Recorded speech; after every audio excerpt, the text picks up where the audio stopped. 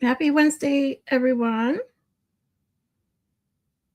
I don't know if anyone is here live yet, but we are getting into the beginning of Bukhenik's testimony from the Karen Reed Trial 2. It is quite the long testimony, so we are going to hop right in. As I set playback speed to 1.25.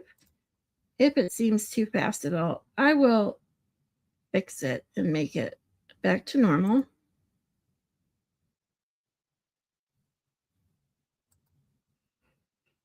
All right, here we go. Hey, Court. You solemnly swear the evidence reporting during the case now hearing the truth, the whole truth, and nothing but the truth, so help you God. I do. Good morning. Good morning, Your Honor. Good morning, ladies and gentlemen. All right, Mr. Brennan, whenever you're ready. Thank you, Your Honor. Good morning. Good morning, sir. Could you please introduce yourself to the jury and spell your last name for the record? My name is Yuri Bukhenik. My last name is spelled Bukhenik. Mr. Bukhenik, where do you work? I work for the Massachusetts State Police.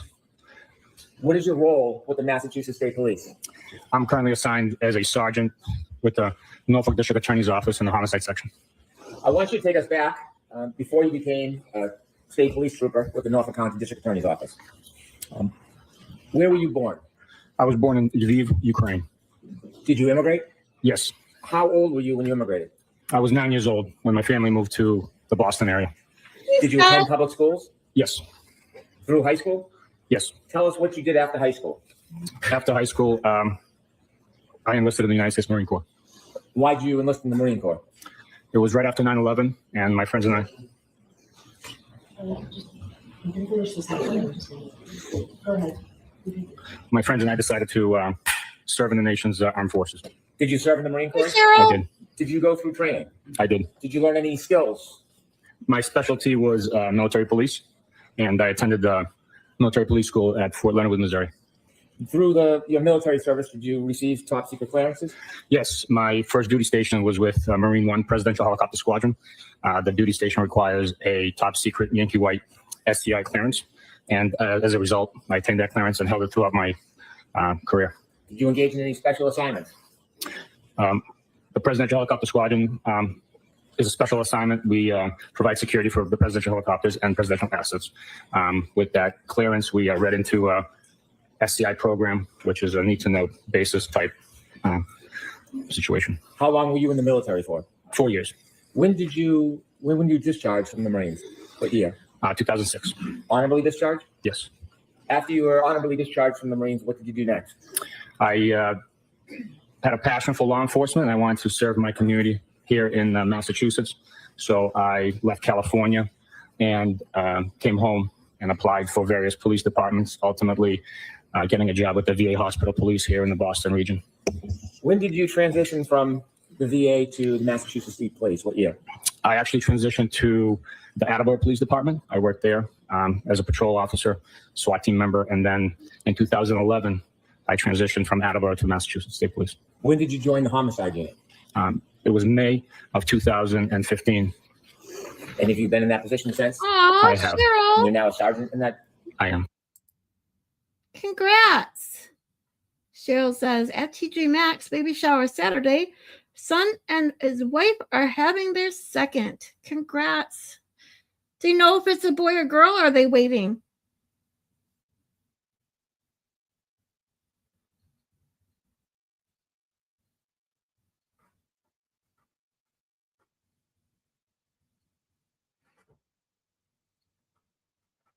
I couldn't wait. I had to find out. So we found out at the ultrasound I was having a boy. I know some people wait, especially on their second or third.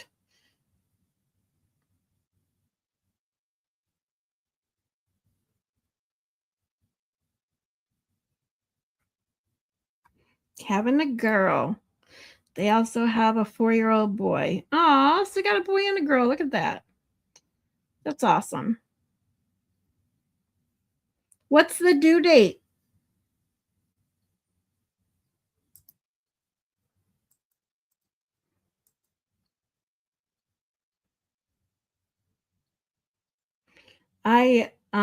just because I remember being fully pregnant around this time in 2003. And when it got to May, my due date was May 24th. I was so happy that I didn't have to be fully pregnant through the entire hot summer. June 4th. Aw, another Gemini baby. We got quite a few of those around here. Well, congrats. Tell your what is it, your son and his wife, tell him congratulations. I want to ask you about the structure of the homicide unit for the state police. How many different troopers work in the homicide unit at Norfolk County DA's office? We have a range from 2 to 6 troopers working in the homicide section over the years that I've been there. Currently, we have 6 homicide detective troopers in the section. What type of cases does your unit investigate? Yeah, that's rough, Cheryl. Cheryl says hers were 8/4/2007, 2011. Wow, 2 summer babies. Yeah, when I was so thankful. I don't think I could have handled the hot summer being that pregnant. Holy moly. The month of May, my last month of my pregnancy, was hard enough. So, whew, I was truly glad I didn't have to go through that heat like that. It investigates primarily unattended deaths. Unattended deaths are those that are not attended by a physician. A variety of deaths, including natural deaths of old age, medical conditions, accidental industrial accidents, obviously homicides, overdoses. We have suicides as well. And those vary in age on the victims that pass, whether they're stillborn infant deaths, children that pass away of SIDS, or unfortunately teenage suicides. Have you been to a number of scenes, a number of cases? Yes, I have. Do you handle more than one case at a time? Yes, we do. Oh, When a case, an unintended death, is notified to your office, is that routine or is it by statute? yeah, you had The August. notification comes in Summer is through not the easy. statute requirement in Massachusetts, under Mass General Law. I do have to share while you guys, since you guys are here, I made some videos finally. So instead of the gong that I was using yesterday with Jessica Hyde and the word parsed, she used ridiculously too many times. I made these. Well, I need your opinion. So I got this one.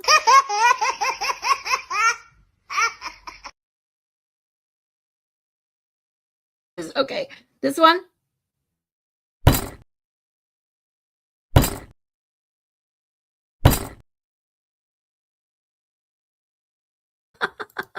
I was having so much fun making little clips that I can use during the testimony now. So I love the baby news network. They have the funniest shit. And so I clipped these and put the baby sound against this one.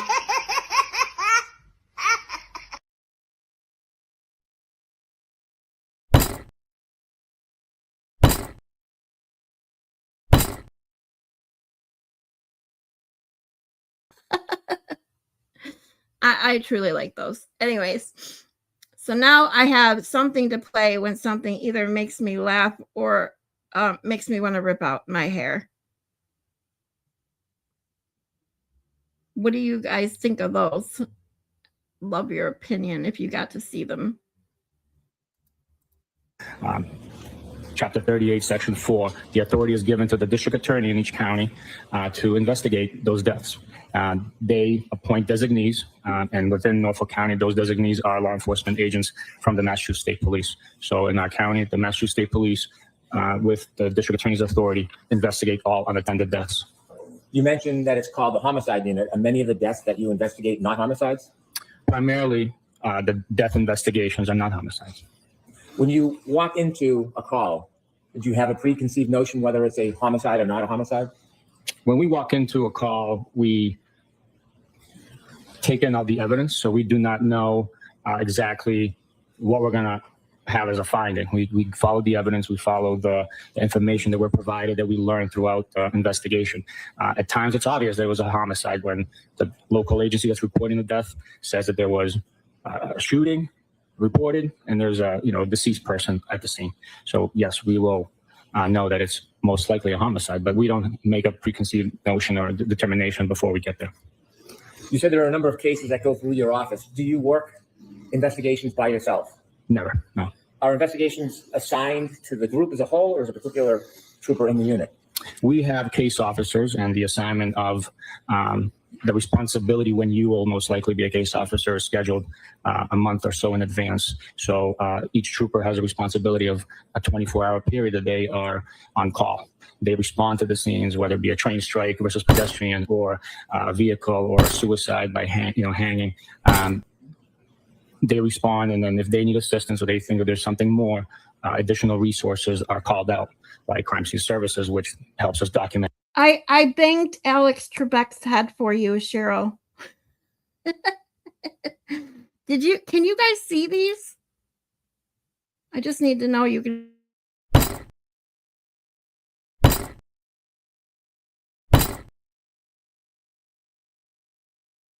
It's too funny.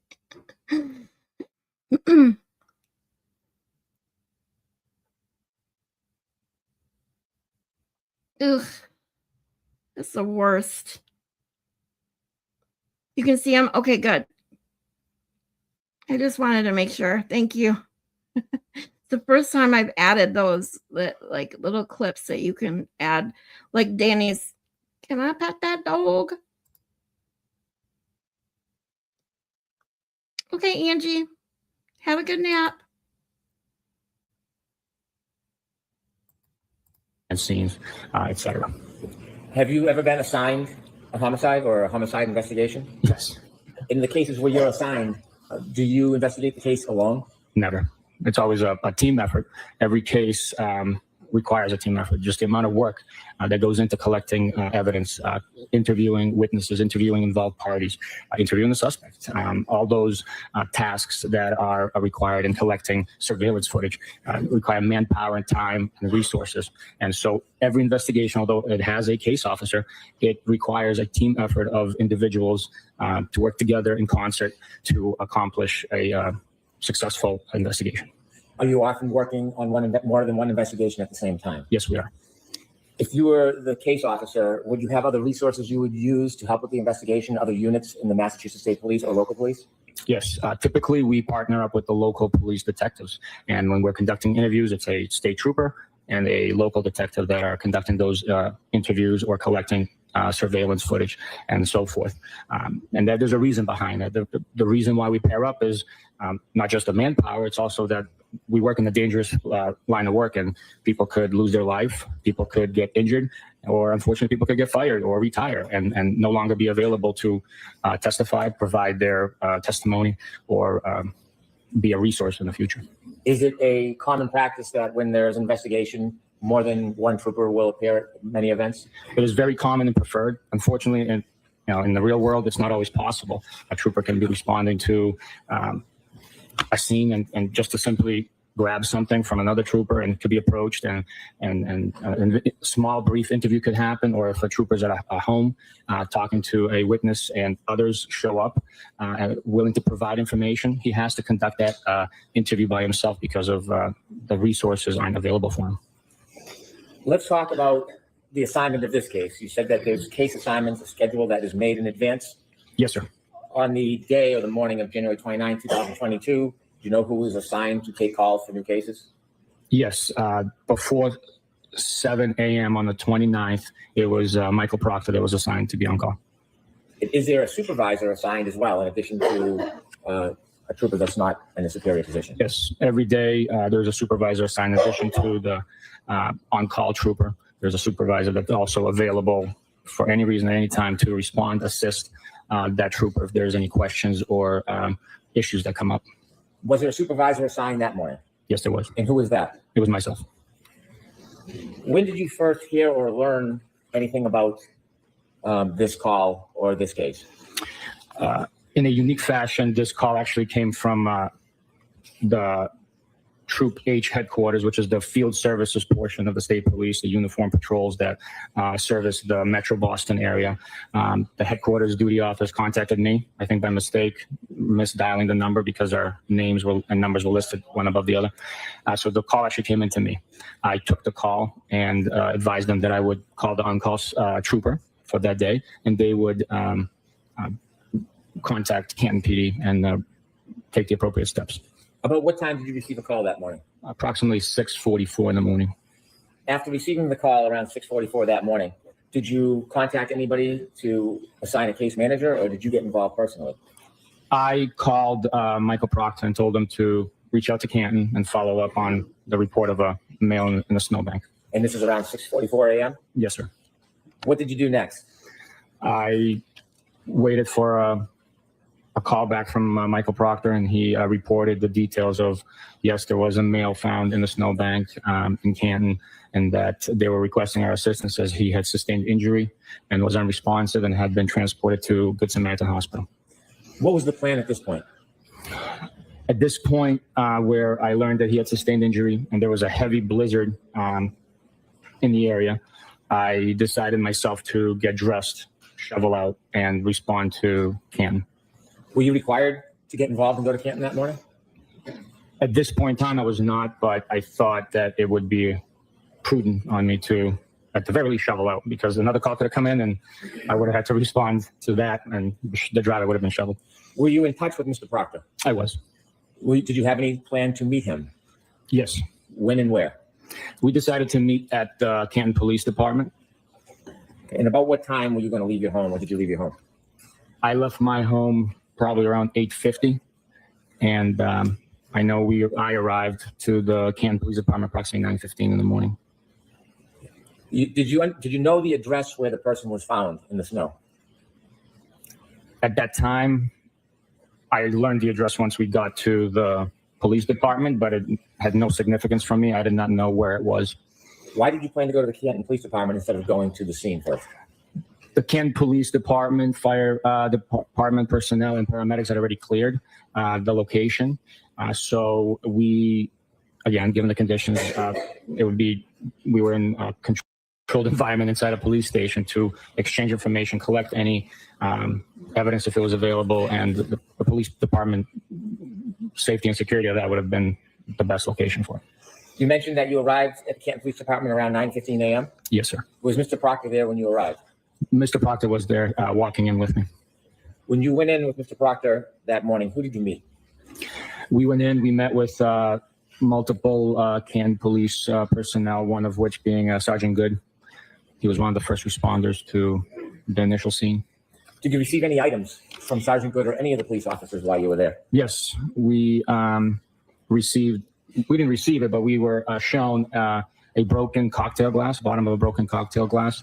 We were provided Mr. John O'Keefe's cell phone, and I was also shown a brown paper bag with 6 plastic Solo cups in it, containing what was reported to be blood in the snow. When you were shown these items and had a discussion with the Canton Police Department, were any decisions made about the future of the investigation? You had shared with us earlier that typically the state police pair up with local detectives. Did you do that morning? That morning, we did not. We had learned that there was a loose familial connection through town channels with the address and possibility of a Canton police officer or detective. So Canton police out of overwhelming. How was the weight bearing last night? Did you do good?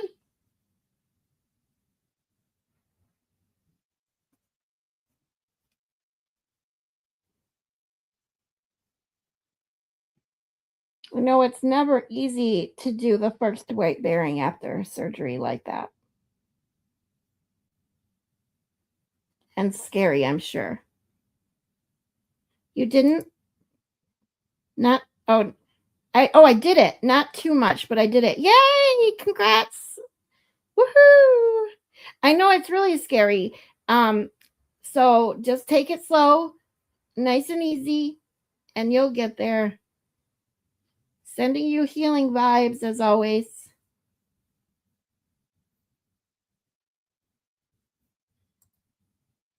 I held on to the counter and shifted back and forth. That's great. That's awesome. I don't know if you saw my comment that day in your chat, but when you were talking about like using crutches and canes and stuff, like I could never use crutches either. I always used them incorrectly, so I always got bruised under my arms. My armpits were bruised all to hell because you're not supposed to lean on them with your arms. You're supposed to use your arm strength, but not lean them under your armpits. But I always did it wrong.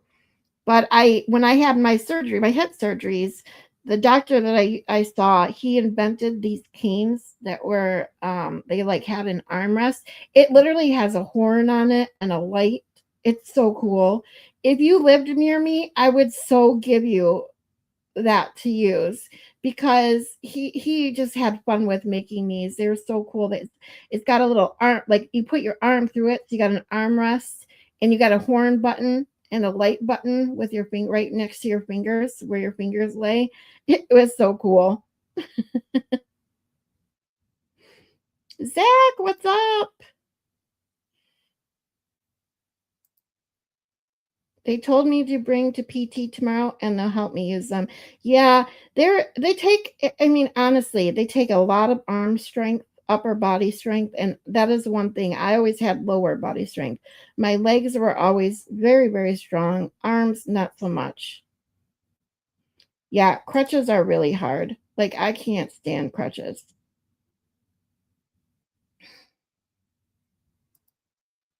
Balance was the issue. And if I can stand on both legs, it should be easier. Yeah, for sure. It's gonna just take some time, sweetie. So just don't rush it. You know. Yeah, that cane, I love that thing.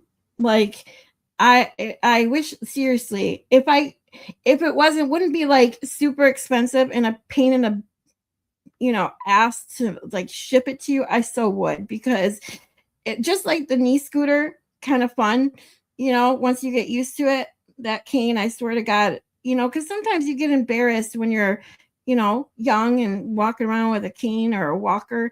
And that cane, I used to have so much fun with it. I didn't care what people thought of me. I would beep at them and honk my little horn at them if they wanted to be assholes. Yes, unfortunately, and Cheryl already stepped in gone today. And this is what, hey, Mary B, look what I made. And Zach, you guys get to see my new thing because yesterday with Jessica Hyde and how many times she used the word, now I already forgot which word it was. Parsed. I was using the gong noise every time she fucking used that word. So I clipped these and duplicated them and made this with the laugh track on it.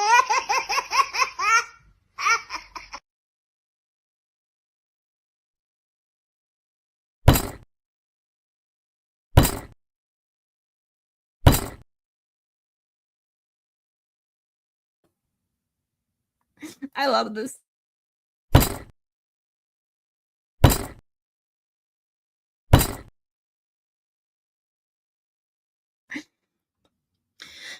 Anyways, so I've been having lots of fun making little videos and stuff to add.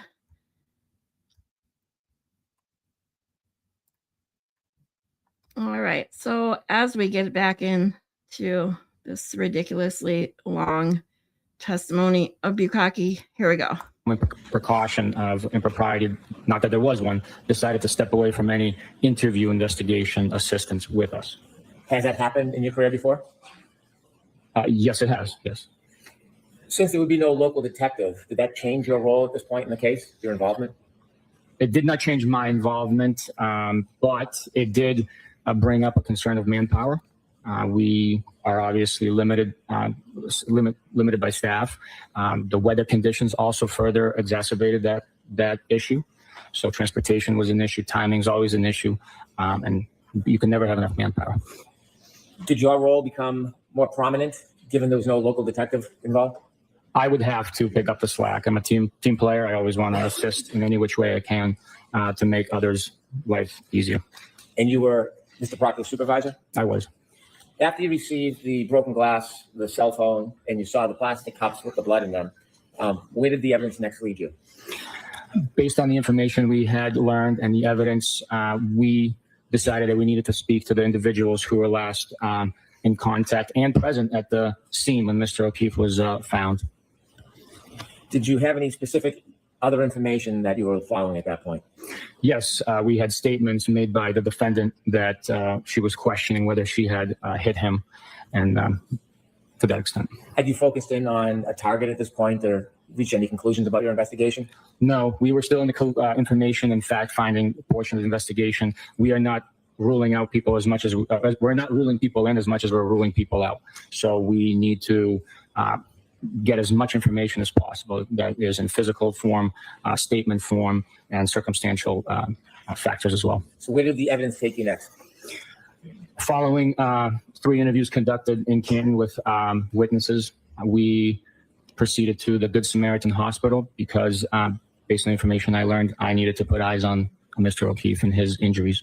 I need to see what exactly the witnesses were describing. Do you remember who you spoke with that morning before you decided that you wanted to go to the hospital to see Mr. O'Keefe? Yes, we interviewed Miss Jen McCabe, Mr. Matt McCabe, and Mr. Brian Albert at the McCabe residence. How long or about what time did you get to see Mr. O'Keefe? We got to see Mr. O'Keefe, I would approximate probably like 12:30, maybe 1 o'clock-ish. Why did you want to see him specifically? I wanted to see the injuries for myself, the location of the injuries, the types of injuries, the extent of the injuries, and overall condition that his body was in would be very telling. The mechanism of injury, how it might have taken place, and also the correlation of any evidence at the scene with those injuries. You don't have any medical degrees, do you? I do not. How No. about biomechanical engineering? No. Do you have life and job experience in these situations? Yes, 20 plus years of law enforcement investigating car crashes, pedestrian crashes, and 10 years in homicide. Your role is not to make a diagnosis, is it? No, it's not. Is this information and your interpretation based on your experience important in guiding what you're going to do in the investigation? Yes, it is very. Do you ultimately get to Good Samaritan Hospital? Yes, we did. Okay, take us through what happens when you get there. When we got to Good Samaritan Hospital, the driving conditions were treacherous. It took us 45 minutes from Canton Center basically to Good Sam, which should be 15-20 minute drive. At one point I had to get off the highway because I couldn't tell if I was on the roadway, if I was off the roadway. So the guidance of trees on the side of the road through the town streets actually helped us guide the path to Good Samaritan. Once we arrived, we walked to the emergency department where Mr. O'Keefe was initially treated and where he remained. Upon arrival, we spoke with medical personnel who advised us that the defendant had at that point been discharged from the hospital, and that Mr. O'Keefe was still in the emergency room and available for us to view. At that point, you said the defendant had been discharged. She was not the defendant at that point. No, she was not, no. Did you have a chance to enter a room or actually see Mr. O'Keefe? Yes, I did. Had he passed at that time? Yes, he has. When you walk in the room, what do you see? When I walked into the room, I saw a medical bed in front of me. Mr. O'Keefe was covered with a sheet, as is typical with any victim that had passed. There was a pile of clothing to the left, at his feet to the left of the bed. I observed several injuries on him once I lifted the sheet, and those were documented with photographs by Crime Scene Services, a member of the state police, who also met us at the hospital for that purpose. So there were other members of the team that were there to photograph Yes, Mr. O'Keefe and some of the injuries? yes. How many people were in the room with you and Mr. Proctor when you were observing and viewing Mr. O'Keefe? There was a total of 3 of us, myself, Mr. Proctor, the Crime Scene Services individual. There was medical staff coming in, nurses asking us if there was anything that we needed to assist us with. But from law enforcement, it was 3 of us there. Now, I don't want you to try to give us a diagnosis or provide us an opinion of the cause of any injuries, but rather I want you to share with us, as you're observing Mr. O'Keefe in that hospital room, what are you seeing and what is standing out to you? I saw pooling of blood underneath his head. There was seepage of blood into the sheets. There was also swelling, discoloration, a large amount of blood pooling underneath his eyelids. There was no abrasions or injuries that I observed to that region, so to me, from my training experience, I took that as a subject. Not to medical, not to any medical observations, but just you as. So stupid. Yes, Your Honor. I'd ask you You're not to just give your told not personal to give interpretations of what you saw. Yeah, Rather, I want you to share with the jury what you saw through your view. dumbass. There was also a tiny cut laceration to the eyelid area. You're pointing to your right eye. Could you be Yes. specific, please? Also on the left nostril, there was a very small laceration there. Both were not actively bleeding. There were a series of cuts and bruises to the right arm, which extended from approximately mid forearm up to the mid tricep area of Mr. O'Keefe, and they were concentrated on the exterior of the arm. There was no other injury or marks on the interior or inside of the arm. There was also a bruise on that same arm on the back of the hand. It was light in color. It wasn't a profound discoloration as the eyes appeared to me. There were also injuries to abrasion or cut scrapes to the knee, I believe. Which knee? The right knee. I apologize. You had first described swelling in the right eye, and then you had just said the eyes. Could you be specific? Was the swelling in one or both eyes when you saw Mr. O'Keefe? When I saw Mr. O'Keefe, the swelling was in both eyes. It might not have been exactly symmetrical, but there was swelling, discoloration in both eyelids of Mr. O'Keefe. There was also blood pooling in the cavity of the eyeball, both sides of the eyeball. Do you know about what time it was that you visited Mr. O'Keefe and made these observations? It was sometime between 12:30, 1 o'clock, and 2 o'clock, I would assume. You mentioned that there was pooling on the back of Mr. O'Keefe's head. Did you look for any injury? Yes, we looked for an injury. All I could tell there was bleeding happening. I could not tell exactly what the extent of the injury was, not being a medical professional. You mentioned there were a pile of clothes in the floor. Do you Is think that this is funny? uncommon? No, it's not uncommon at all. Did you have I any forgot- opportunity, or did you decide to look at those clothes? Exactly. Smug Yes, he is. what happens, the reason those clothes are on the floor is that for Like, medical therapy, for like medical we were treatment, the talking victim about has their clothing removed for examining access to the body. There's obviously all sorts of equipment a and medical deceased police procedure that's officer. done. So that clothes is discarded. We knew that it was Mr. O'Keefe's clothing. We knew that it would be important to aid us in the investigation. So that clothing was picked up, identified item by item, and bagged. It was in a soaking wet state with moisture and other debris on it. When you are looking at Mr. O'Keefe, do you have to touch him and move him? Yes, during our investigations, we're not simply looking at photographs. We are there in the scene. We are smelling it. We are touching it. We are, unfortunately, with certain Ew. pungent scenes, we were tasting it. Yeah. That's the reality of us breathing in the scene when we're living it through the investigation. Do you wear any type of protection? Absolutely. We wear gloves. At times, we wear other PPE, personal protective equipment. When you looked at Mr. O'Keefe's clothes, you said that you bagged them. Did anything stand out in particular about his set of clothing? In particular, we were missing a sneaker of his. That was very significant to me. It caused me to have Michael Proctor contact the paramedics that transported Mr. O'Keefe to the hospital and confirm with them, conduct a secondary check, that sneaker was not left behind in the ambulance. Why was the missing sneaker significant to you at that point? At that point, our theory had evolved to a vehicle strike based on the injuries, and I was suspecting that he was hit out of his shoes. Is there a phrase that's common in these type of situations? Yes, What's that? knocked out of your shoes. Did you know where the other sneaker was? I did not know, but I suspected, since it was missing, and once the reports came in that the paramedics, EMT personnel did not find the other sneaker, that it would be somewhere where Mr. O'Keefe was found or where he was initially struck by a vehicle. Did you and Mr. Proctor have an opportunity around that time, 12:30, 1 o'clock, to go back to that address to look for the sneaker? We did not know. Why not? Again, during the critical early hours of an investigation, timing is essential. We have to make sure we get to any and every location that could possibly have evidence and prevent that evidence from being destroyed, altered, or concealed. So we are prioritizing missions. And with the resources available at that time, I conferenced with my boss and advised him of the current status of the information that we had. And he stated that he would go out and marshal up resources to conduct a search.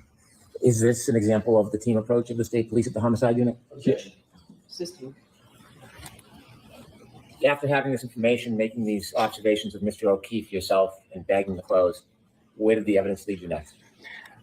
At this point, once we viewed the clothing and Mr. O'Keefe, we had to go talk to the last person that saw him, and that would have been, at the time, his Who'd you go see? the defendant, Your Honor. The prior question wasn't answered, so prior questions.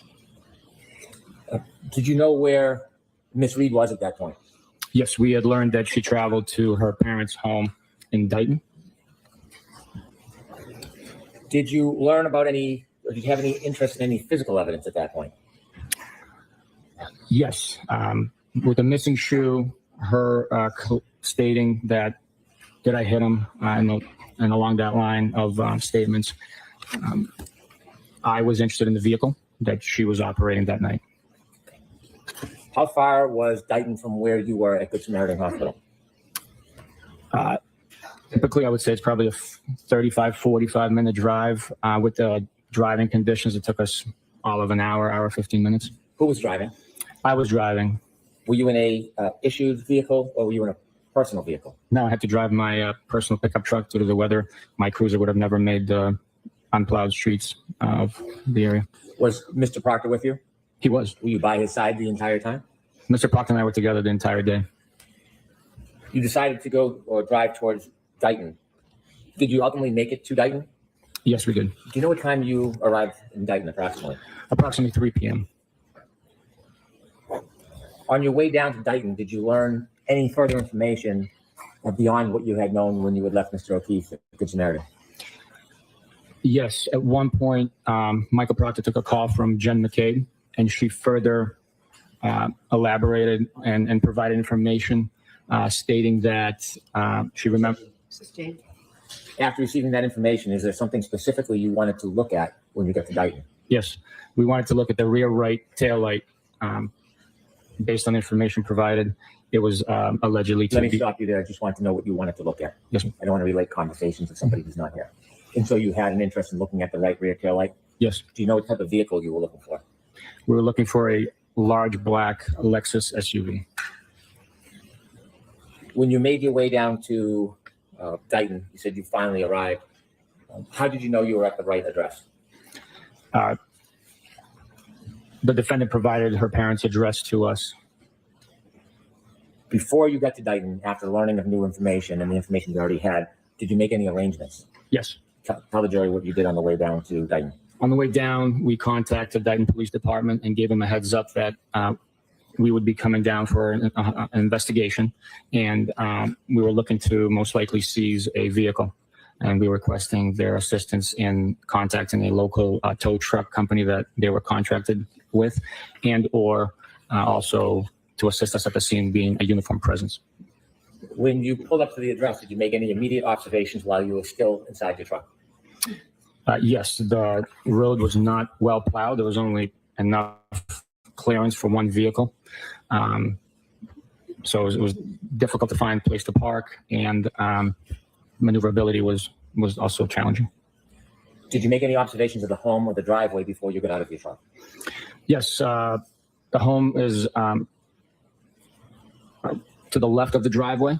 The driveway was not plowed either. There was a large black Lexus SUV parked in the driveway. Was the front of the SUV facing you or the back of the SUV? The back of the SUV was closest towards us. How far from the SUV were you when you first parked at that address? Probably it's the length of the driveway. Based on my memory now, it would probably estimate to be 60 feet or so. Did you make any observations of the SUV from that distance? It was covered with snow. It's been either sitting outside or driven outside in the snow, so it was exposed to the elements. What was your next steps? We waited for Dayton PD to arrive to assist us. Once they arrived, Michael Proctor and I exited and proceeded up the driveway. I told Michael. Let me stop you with what you said. I want to just know what you observed. Okay. As you're walking up the driveway, how close to that SUV did you get at its closest? At its closest, I got as close as me and the defense table, which is probably 10 to 12 feet. From the 10 to 12 feet, did you notice anything remarkable about the SUV? Yes, there was a large piece of red taillight cover missing from the vehicle. After you made an observation of a large piece of the red taillight cover missing, did you do anything else relative to the SUV at that time? Yes, I told Michael to get close. I'm not interested in what he did. What did you do? What did you see? I just saw the damaged, missing taillight cover. I did not touch it. We did not approach it with physical contact. So, did you see where Michael Proctor went? Yes. How close to the car or the vehicle did he get?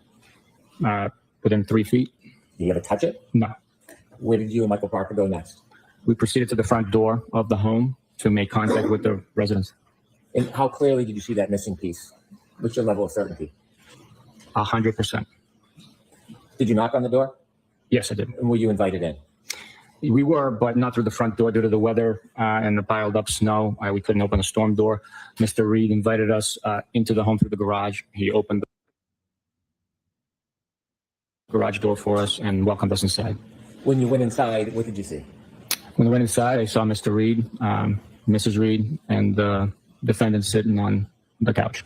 You've referred to the defendant a number of times as Miss Reed. Do you see the defendant here in the courtroom today? I do. And the person you spoke to that morning, can you point that person out, describe an article of clothing they're wearing? She's sitting in the middle right there in front of me wearing a black suit with yellow colored metal buttons on it. When you walked in, did you say that the defendant was sitting on a couch? She was. How close were you when you were speaking to her? Within 12, 15 feet. We were in the same room, in the living room area. Was Mr. Proctor there? He was. He's Was such Mr. an Proctor speaking asshole. to her? He was. Were you speaking to her at the same time or interchanging? We were both communicating with her, a team approach. I want to ask you about that conversation you had with Miss Reed. Before I do, Your Honor, may I approach briefly? Okay. All right, so is it appropriate for me to give an instruction right now, Mr. Brennan? I would defer to counsel. Mr. Jackson, want me to I'm not give asking a for humane practice instruction? Yes. Yes. All right. So, folks, you're about to hear testimony regarding a statement or statements that were allegedly made by or attributed to Ms. Reed. I'm going to instruct you in more detail at the end of the case about this matter. However, I want you to understand that at this time, as the statements are offered into evidence, that before you may consider the content of any such statement made by the defendant as evidence, you're going to have to make a preliminary determination about whether or not it can be considered by you as evidence at all. In your determination at the end of the case, you're not to consider any such statement by the defendant as evidence, even though it's presented to you through a witness at trial, unless You from don't all the talk evidence in while the I am case, you talking. first determine that the Commonwealth has proved beyond a reasonable doubt that Ms. Reed made the statements she's alleged to have made, and that she made it voluntarily, freely, and rationally. All right, go ahead, Mr. Brennan. Thank you, Your Honor. Sir, I want you to begin from when you were in the living room. Your beginning I conversation agree. with the defendant, the presence of both her father He and is mother. an You're with asshole. Mr. Proctor. Can you share with us the conversation that you had with the defendant? Yes. She stated that she's willing to answer our questions, but she didn't want to go into too many details. That's how the conversation began. She provided us the fact that Mr. O'Keefe was hanging out with a friend of his at 5 p.m. at the One Meadows Ave residence, following which he proceeded to C.F. McCarthy's in Canton, where the defendant stated that she met him approximately at 9 p.m. She was drinking vodka sodas. Mr. O'Keefe was consuming Bud Light beer. After C.F. McCarthy's, they proceeded to the Waterfall Grill and Bar. At this point, the defendant was asked if she brought a beverage with her from C.F. McCarthy's to the Waterfall establishment, to which she stated she didn't think so. After the Waterfall, The defendant stated that she dropped Mr. O'Keefe off at 34 Fairview. She was asked if she saw him go in the house. She stated no, she did not see him go in the house. She was asked about the damage to her rear taillight, to which she stated, quote, "I don't know how I did it last night," end quote. Once she provided us with the fact that she dropped him off and never saw him go in the house, she was asked to provide details about her leaving. She stated that she made a 3-point turn and left. She was asked to provide some explanation of how Mr. O'Keefe sustained those injuries that he had. She did not. Let me stop you there. Did you get an answer to your question about how he sustained the injuries or the details about the 3-point turn? No, I did not. You mentioned that when you were at Good Samaritan Hospital, you saw blood on the back of Mr. O'Keefe's head. Yes. Did you ask the defendant anything about that injury? Yes, we asked about the injuries that Mr. O'Keefe had, that he had been displaying, and whether or not he had those injuries the night prior at either McCarthy's or Waterfall, to which the defendant stated she didn't see any injuries on him. But then she provided a statement saying that Mr. O'Keefe bumped his head 2 nights prior and asked her about it, which to me seemed kind of strange. But without the commentary. Mhm. After she told you that Mr. O'Keefe had bumped his head 2 nights prior, and that he had asked about it or she had asked about it? She stated that he had bumped his head 2 nights prior, and Mr. O'Keefe asked her about it. Did she say when Mr. O'Keefe asked her about the bump on his head from the few nights before? No, she did not. Did the conversation conclude? Yes, it did. After the conversation concluded, what was your next step? Once the conversation concluded, the defendant was advised that her vehicle is being seized, and her cell phone was also seized. Were there any other items at that point that you were seizing other than the cell phone and the vehicle? Not from their location, no. Did you have a warrant at that point? We did not, no. Did you have authority to seize items prior to having a warrant? I'll allow that. Well, what is the process when you want to obtain items but you don't have a warrant? What process did you go through? We seized them to prevent any alteration, destruction of the evidence that could be contained on those items pending a warrant. They're secured. They're not touched or processed by us. Hey, Maylin. The process of obtaining a warrant includes writing an affidavit justifying. Ooh, new shoes. Yeah, we don't need to hear any of this part. Understood. Did you ultimately obtain both the phone and the vehicle? Yes, we did. Describe how the vehicle was seized. What happened? The defendant provided her key card. It's like a credit card size key fob for the vehicle to allow the ignition to start. It was driven onto a flatbed tow truck, secured, and then we followed it from Dighton to the Canton Police Department. Was video ever provided that showed part of that vehicle being loaded onto the tow truck? Yes, it was. Have you ever reviewed that video? Yes, I did. When you were at Dighton and the defendant's Lexus was being put on the tow truck, about what time was that? It was approximately 4:16, 4:15 in the afternoon on the 29th of January, 2022. Now, you mentioned that you took a cell phone. Are there parts or participants on the team that handle that specific type of evidence? Yes, we have troopers that are specialized, trained, and have expertise in digital forensic analysis, extraction, and processing of digital devices. Is that something you do? I am trained in certain portions of it, but I am not an expert like them. Did you manipulate the phone in any way? No. Did you see Mr. Proctor manipulate the phone in any way? I don't recall seeing them, no. Before the vehicle was moved during the I don't recall. loading of the tow, Isn't that- did either you No. or Mr. Proctor go back anywhere near that vehicle? We were near the vehicle once it was unloaded, but we never touched it.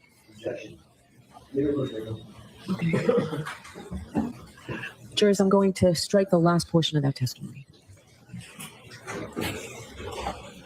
From the point you went in and spoke to the defendant until the vehicle was placed in the back of the flatbed, did you ever go back near the vehicle and touch it in any way? No, Did you ever see Mr. Proctor go back near that vehicle and touch it in any way? No. You mentioned that the tow was loading the vehicle, the defendant's Lexus, around 4:15. I believe so, yes. Did you join the tow truck driver, or did you keep your separate vehicle at that point? We traveled in my... I drove my vehicle and followed the tow truck back to the Canton Police Department Where was Mr. Proctor? in my front passenger seat. During that time, had you made arrangements, or did you receive any information about other members of the team engaging in any searches relative to this case? Yes, I have. And what did you learn? I learned that Detective Lieutenant Tully had dispatched other members of our unit to 34 Fairview and other resources from the Massachusetts State Police to assist him in a search for the missing shoe. Do you know what time those other members arrived or began to arrive at 34 Fairview? You begin your travels at 4:15 p.m. back to the Canton Police Department. Why did you choose to bring the vehicle to the Canton Police Department if the Canton police detectives were not working on this case anymore? They had a heated storage facility, being the Sally Port. We needed to preserve the vehicle as best we could away from the elements. And it was also in close proximity to our office, also to process the vehicle and get the search warrant from the There local were two that courthouse were would have been more closer. convenient for us. Why was a heated Sally Port or a heated garage important to you? The vehicle was impacted with snow that accumulated, and also from traveling on the highways, it was packed with a shell of snow covering the exterior of it. So it would melt away in the heated Sally Port.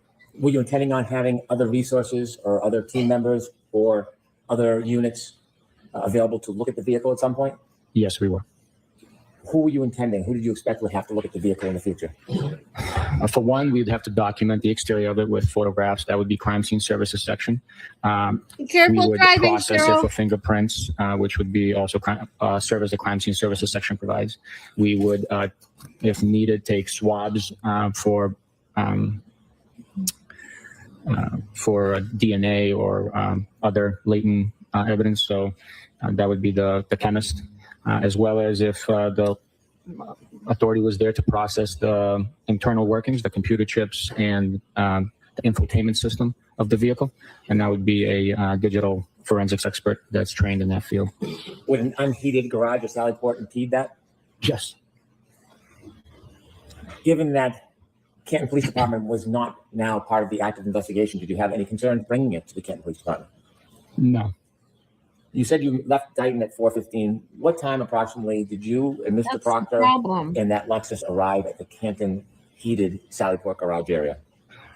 We arrived at the Canton Police Department at 5:30, and the vehicle was unloaded and placed into the garage at 5:35 p.m. Did you and Mr. Proctor go into the garage? Yes, we did. And in the garage, what were you doing? We helped facilitate putting I'm going to ask you what you were doing and then what you saw Mr. Proctor doing, rather than use we want to be very specific about what you did and saw. What were you doing? I helped put up yellow caution tape around the vehicle to prevent anyone from coming near it and touching it. Were there any other persons in that area other than you and Mr. Proctor? There were members of the Canton Police Department. Did you make observations of the vehicle once you had it in that Sally Port area? Yes, I did. You mentioned that it was packed with snow. Was there snow still on it when you brought it into the Sally Port? Yes, there was. Did you wipe the car down or clear No. the car of the snow? No. Did you touch the vehicle in any way with your hands? No. Did you ever see Mr. Proctor touch that vehicle? No, he did not. I'll sustain it. I'll strike that as weird. Did you ever see Michael Proctor touch that vehicle while you were in the Sally Port area? I did not.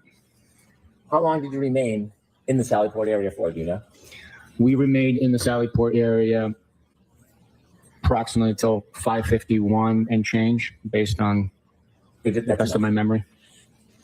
After you left the Sally Port area, where did you go? We left the Sally. I apologize. Go ahead. If you can say first what you did and then wait for the next question, please. I left the Sally Port area and proceeded inside the Canton Police Department. Where was Mr. Proctor? He was with me. By your side? Yes. Did he ever leave your sight? I'm sure at some point he walked away from me, but I can't. We were traveling together all day. You went into a different part of the Canton Police Department? Yes. Where did you go? Into the dispatch area, and then the conference room upstairs later on. Why did you go up to the conference room? The conference room was provided for us to use as a meeting location.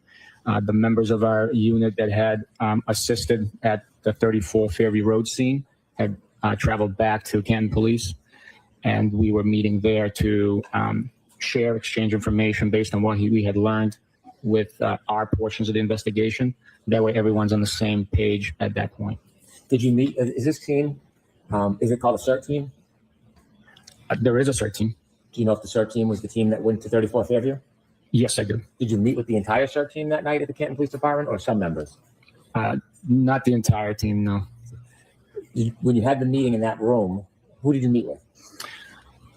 In that room, I specifically remember being Detective Lieutenant Tully, myself, Michael Proctor, and other members of our homicide and narcotics section assigned to the Norfolk District Attorney's Office. Did you discuss the evidence you had to that point? Yes. Regarding 34 Fairview Road, did you develop or decide any plans to physically go back to that area?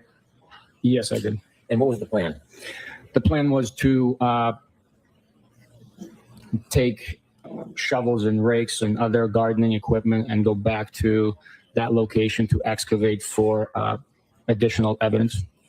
When did you make the decision that you were going to go back to 34 Fairview? It was that evening. Why did you decide you were going to go back at some point? During the recall of all the information learned and sharing of that information with other members of our investigative team, it was realized that Mr. O'Keefe was wearing a black baseball hat. And at this point in time, that article of clothing was still missing. Was there something impeding a full and complete investigation of the scene? At 34 Fairview? Yes. Yes. The heavy, large amount of snow that had accumulated over the last 12 hours or so heavily hindered our investigation of that immediate scene. When you were debriefed, did you learn the area where the CERT team had spent most of their time searching? I'm sorry, can you repeat that, sir? When you were debriefed, were you informed the area that the CERT team spent most of their time searching? I don't recall on the specifics of it, no. Now, at some point, did you obtain a registry of motor vehicle record and certificate for the Lexus that you had towed? Yes, we did. May I approach? Yes.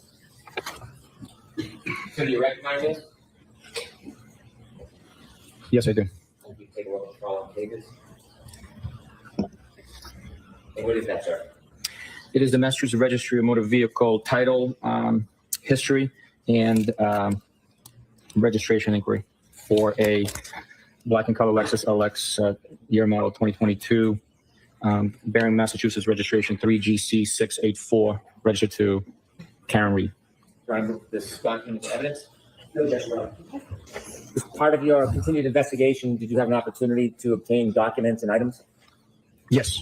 Did you listen to audio recordings that were included statements of the defendant? Yes, I did. Did you listen to audio recordings from different sources? Yes, I did. What do some of those sources include? Dateline 2020, Gretchen Voss, Fox 25, various media platforms. I want to walk through some of the evidence in chronological order of date. So going back to January 29th, 2022, at the hospital, you obtained some items. Yes, sir. Did you bring those items with you today? Yes, I did. I want to talk about the progress of those items from when you first obtained them until today. You mentioned that there were clothes that you obtained at the hospital of Mr. O'Keefe.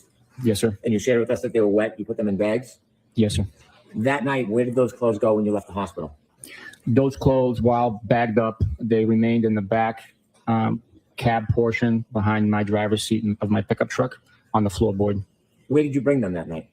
That bag containing all those clothing traveled with me around the area as we investigated. And then after the debrief at Canton PD, we brought them directly here to the Canton office of the district attorney. Did you have those items with you at the Canton Police Department? They were in my truck. I didn't bring them into the. I see. the Did you remain in your truck while you were in the Canton Police Department? Once I placed that bag in the back of my truck, I did not touch it until I removed it from the truck at the Canton District Attorney's office to bring it in. When did you remove it from your truck and bring it into the District Attorney's office? Probably around 8 p.m. on the 29th of January 2022. When you brought the clothes inside, where did you bring them? We brought them to the temporary evidence processing area within the District Attorney's office in the State Police section of the office where we have our desks and workspaces. There's a designated area at the time for evidence processing. What did you do with the clothes once you got them into the secure area in the District Attorney's office? Once the clothing was in that secure area, we had to lay them out to dry. What you did. I had to lay them out to dry them. So I took butcher paper, laid it out on the floor, and each item I removed and laid out onto that butcher paper to dry. Was anybody with you helping you? Yes, And who's that? Michael Proctor. Why did you lay out the clothing items one by one separately? Each clothing item needs to dry naturally and prevent moisture from being trapped. That moisture, if trapped, could develop mold and damage any DNA evidence that we could retrieve. Scientists could retrieve from the item. To prevent that, we dried each item individually, separating each item for better airflow. How long did it take for those items to dry? Several days. And were they in that secure area on the butcher paper for several days? Yes, sir. Are there times when that separate area was left alone, nobody watching? Yes, sir. Were those clothes ultimately moved from that area? Ultimately, they were moved, yes. Did you personally remove them from that area? No, I did not. Did you know if they were bagged and put into evidence? I do know they were bagged and put into evidence. Is there an evidence locker at that office? Yes, there is. Is it a secure area? Yes, there is. Does every officer or trooper have access to that evidence room? No, they do not. Did you again see those items at a later date? Yes, I did. And have you seen those items since? Yes, I have. The items, the clothing items you took from the hospital, do you remember what items they were? Yes, I do. Can you share with us your memory of what items they are? It was a two-tone gray sweatshirt, light material sweatshirt. It was an orange t-shirt. It was a pair of blue jeans, a belt, and a pair of underwear boxers. And did you bring those clothing items with you today? Yes, I did. Beginning with the pants, do you have them with you up at the stand, Mr. O'Keefe's pants? Yes. Can you produce it, please? Yes, sir. Do you have gloves, Trooper Bukhenik? Yes, I do.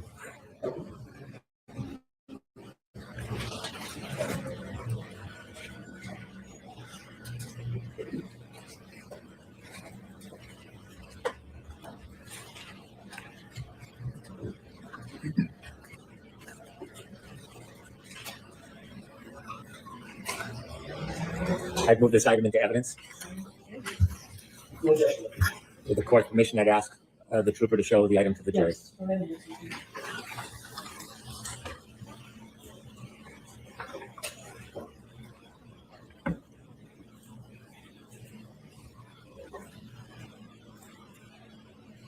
Thank you.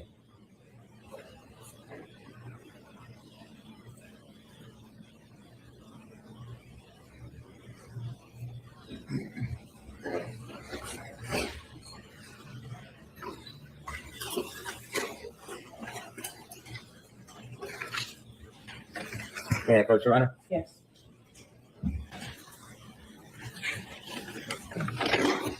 Did you learn during your conversations with the CERT team and other members of the team that a sneaker was found at 34 Fairview? Yes, I did. Have you seen the photographs relative to that sneaker? Yes, I have. And you mentioned when you were at the hospital, there was a sneaker. One. Yes, Do you have that sneaker with you? I do. Could you produce it, please? Yes, sir. Your Honor, I'd move this item into evidence.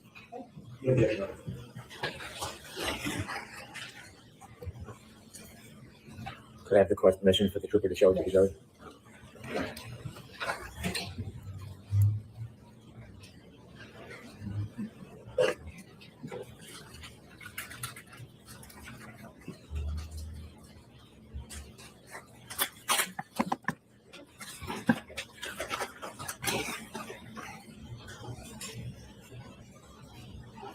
Trooper, is that the sneaker that was at the hospital when you visited Mr. O'Keefe?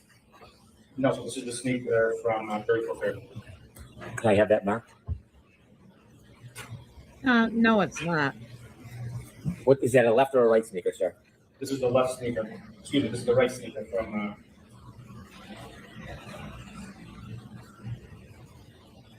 Yeah, From, you screwed that up. 34 Fairview Road. Yes, Your Honor. Sure. If you could put the secret back in the bag and let Mr. Brennan bring the bag over, please. Sir, when we left, we were discussing Mr. O'Keefe's sneaker that you retrieved from the Good Samaritan Hospital. Yes, sir. Would that be his right sneaker? It would be his right sneaker. Do you have that sneaker with you today? I do. And again, could you open that bag and show that right sneaker to the jury? Yes, sir.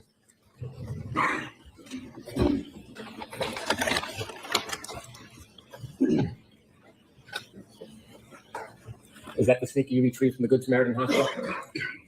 It is. I'd move that into evidence, please. Okay, any objections, Mr. Jackson? All right, thank you. Trooper Bukhenik, there are two more items. I'm sorry, Your Honor. Okay, go ahead. Thank you, Your Honor. Trooper Bukhenik, there are two more items that you retrieved of John O'Keefe's clothing from the Good Samaritan Hospital. Did you bring those two items with you? Yes, sir. Are those two of the items that you laid out on butcher paper to dry? Yes, they are. Were they ultimately bagged and put into evidence? Yes, they were. And did you bring Mr. O'Keefe's T-shirt? Yes, I did. Is it placed in an object so it can be seen? Yes, it was. What type of object? It's a transparent plastic sheet. I would move the T-shirt into evidence. No objection. With the court's permission, could Trooper Bukhenik show it to the jury? Yes.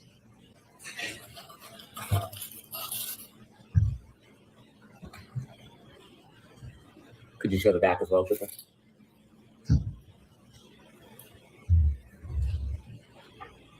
Thank you.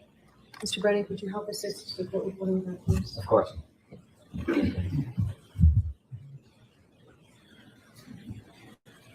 Exhibit 87. Yeah,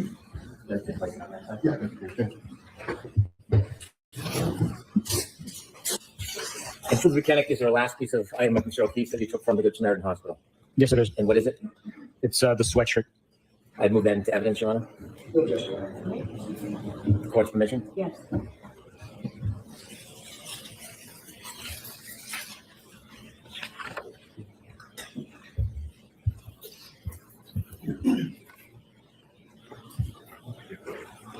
Could you show the back side, please? No approach. Yes, thank you. Next exhibit, please, Madam Court Reporter. Exhibit 88. Thank you. No, it's going to be procedure. I'm sorry? Maybe procedure. Oh, okay.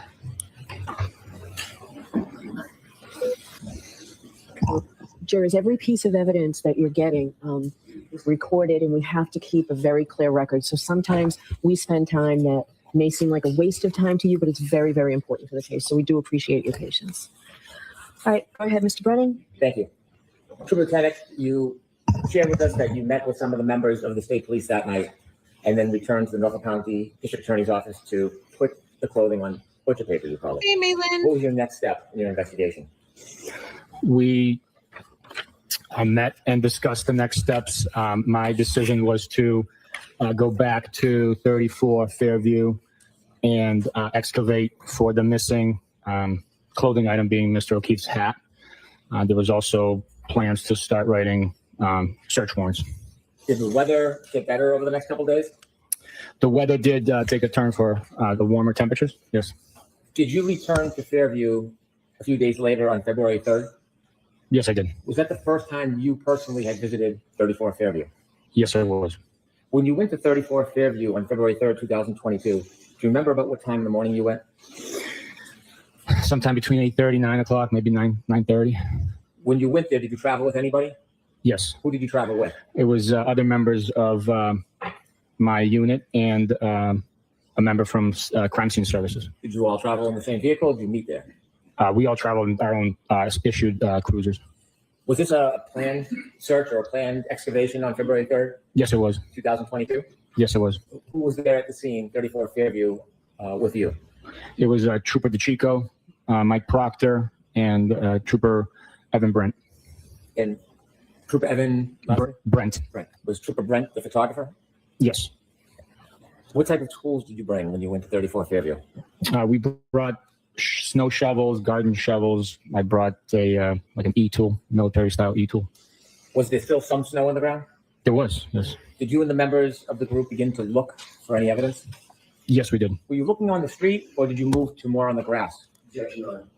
Ask it differently. What area were you focused on at this point? We were focused on the lawn portion of the property by in the vicinity of the flagpole, the fire hydrant, and along the edge of the asphalt. Did you see a berm, an asphalt berm separating the concrete street and the yard? Yes, Were you looking anywhere near the area of the berm? we did, yes. Were you looking anywhere on the street? The street was plowed, but portions of the street still had remnants of snow. So we did check that area, but it was much easier to identify anything because it was clear of snow. Where was most of your focus? On the lawn. As you worked your way through the lawn, did you or members of your team come across any items that you believe to be evidence? Yes.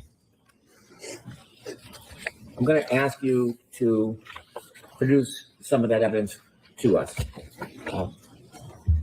Beginning with 535, did you find a number of pieces of plastic? Yes. Could you produce 535? Yes, sir. Let me just ask you a couple questions before you open that.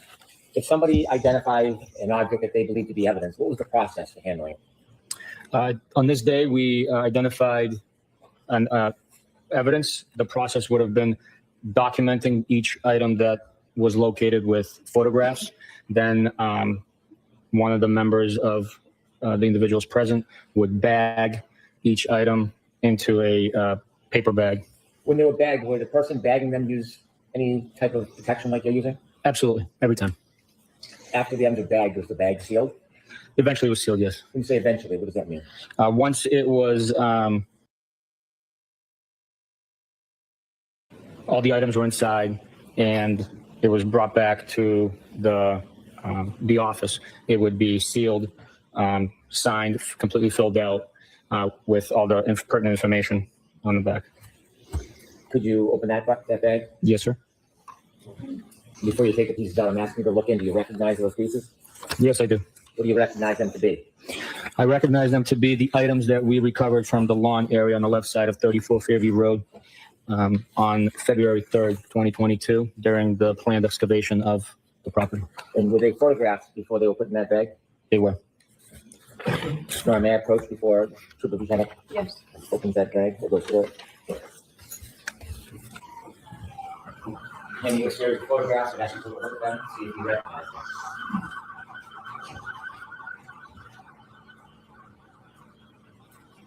I do recognize them. And what is in those photographs? The photographs depict items collected from the lawn at 34 Fairview on February 3rd, 2022. Do those particular photographs correspond with the pieces of items that are in that bag? They do. I moved this series of photographs and evidence.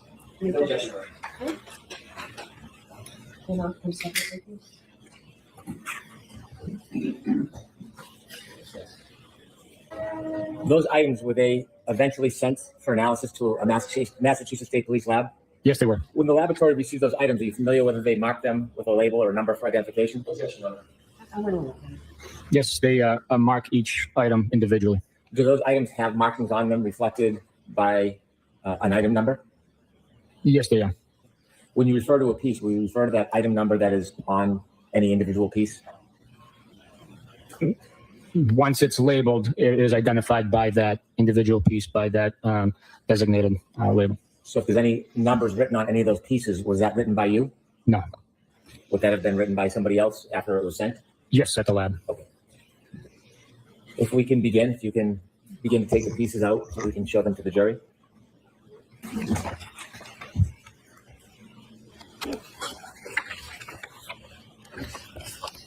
And does that have a number on it or a tag? Yes, it does. This is item 22-02-184-7-8, also alphanumeric A. And Berkshire on it? Yes.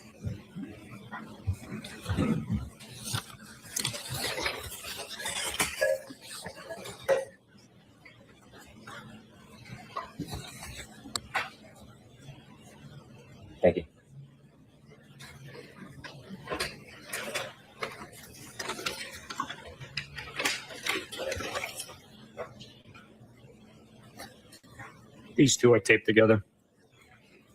When you found them, were they taped together? No, they're taped together by the lab.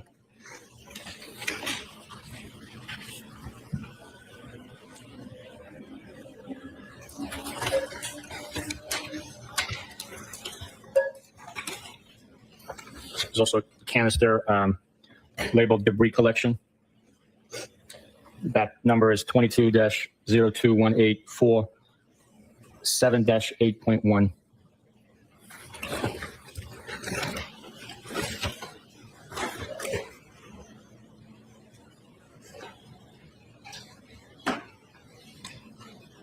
This is 7-8G.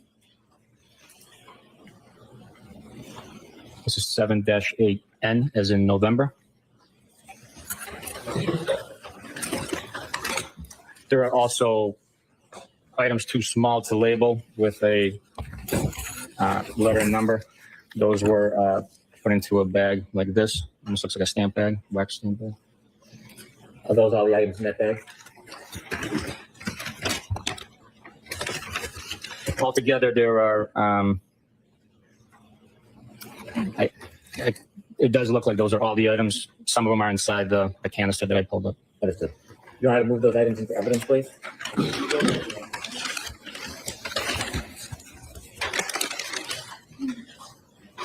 Exhibit 95. Sir, you mentioned that there was a trooper there photographing the evidence. Yes, sir.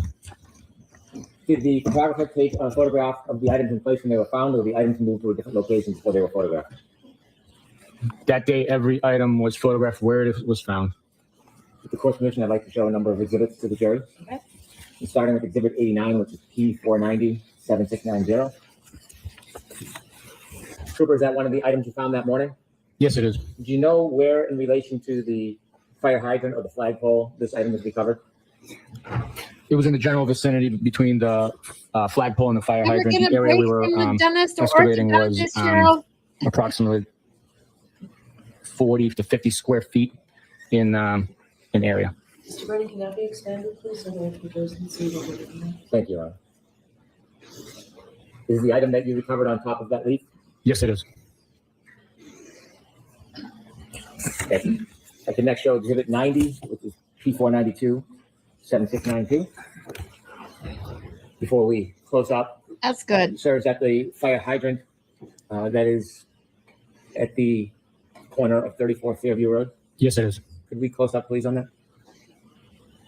Why is there a ruler on the ground? The ruler is utilized to help put the item to scale by the photographer from Crime Scene Services. They utilize these measuring rulers for scale of the item that you're looking at. Sometimes it's hard to depict how large an item is if there's no reference point. Could we do a little bit further view to show the fire hydrant? Thank you. Is that where this piece of evidence was found in that exact location? Yes, sir. Thank you. I'd like next to show to the jury exhibit 91, which is P515-7721. Do you recognize that piece of evidence? Yes, sir. Could we zoom in, please?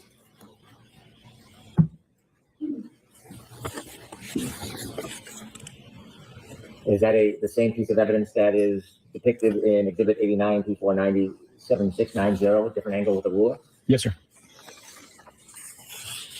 Thank you. If we could have exhibit 92, please, which is P493-7694. Could you zoom in, please? Is that piece of evidence in the bag that you provided as evidence, physical evidence? Yes, sir. Was this found near the area of the other pieces? Yes, it was. If we could show exhibit 93, P507-7711, please. Could you zoom in, please? How long did you spend that day looking, you and the team, for pieces of evidence? Probably 45 to an hour. And finally, if I could show exhibit 94, P503-7707. And could you zoom in, please? And this piece of evidence, where in relation to the other pieces was it found? In the same vicinity. Thank you. If you could take that down, please. When you were searching, did you find any item near the street area? Yes, we did. What did you find? A black plastic drinking straw. Could you retrieve 536 for us, please? I've moved this piece of evidence into evidence. No objection. Right. May I approach, Your Honor? Yes, let's get it posted. I'm sorry, Your Honor? Let's wait till it's on.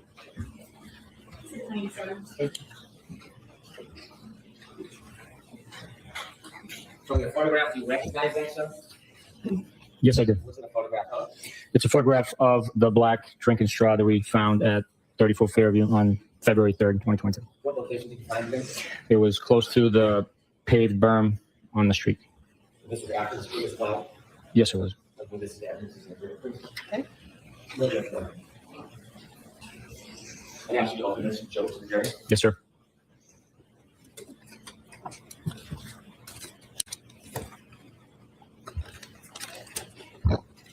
Aw, thanks, Cheryl. Appreciate it.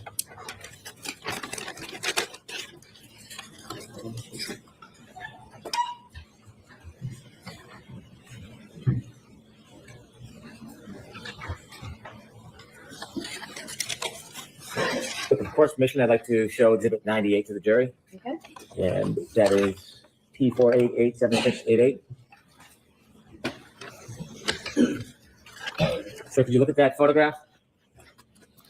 And Ms. Gilman, could you close? Do you recognize what's in that photograph? I do. And what is that? That is the photograph of the straw we picked up from the street in front of 34 Fairview Road. Could we zoom out a little bit, please, Ms. Gilman? Is that the area where you or your team recovered that straw? That is exactly where it was found and recovered from. That photograph doesn't show much of the grass area. How far is that area from the fire hydrant? It's probably, with my estimate, 15 feet, maybe 20 from the fire hydrant. It's probably 15 to 20 feet, if I had to estimate. Thank you. You mentioned that one of the items that you went back to Fairview to try to find was a hat. Why were you specifically looking for a hat? I had learned that Mr. O'Keefe was wearing a black baseball hat the night prior to the incident. So with us recovering the clothing from the hospital and the hat was not part of that pile of clothing, we needed to see where the hat was. That could have been a lead. That could be a clue of where Mr. O'Keefe was last prior to being discovered. Did you or the team ultimately find a hat that morning? Yes. Did I have you produce 537? Yes, sir. No, I moved that item into evidence. So this is going to be 96. Thank you.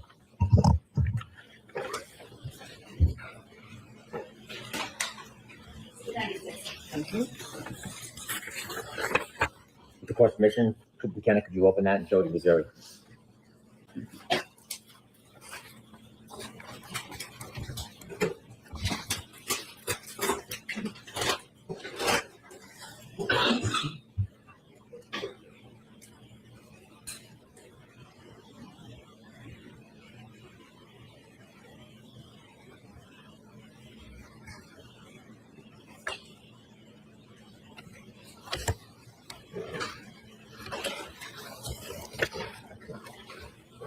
Was that item photographed?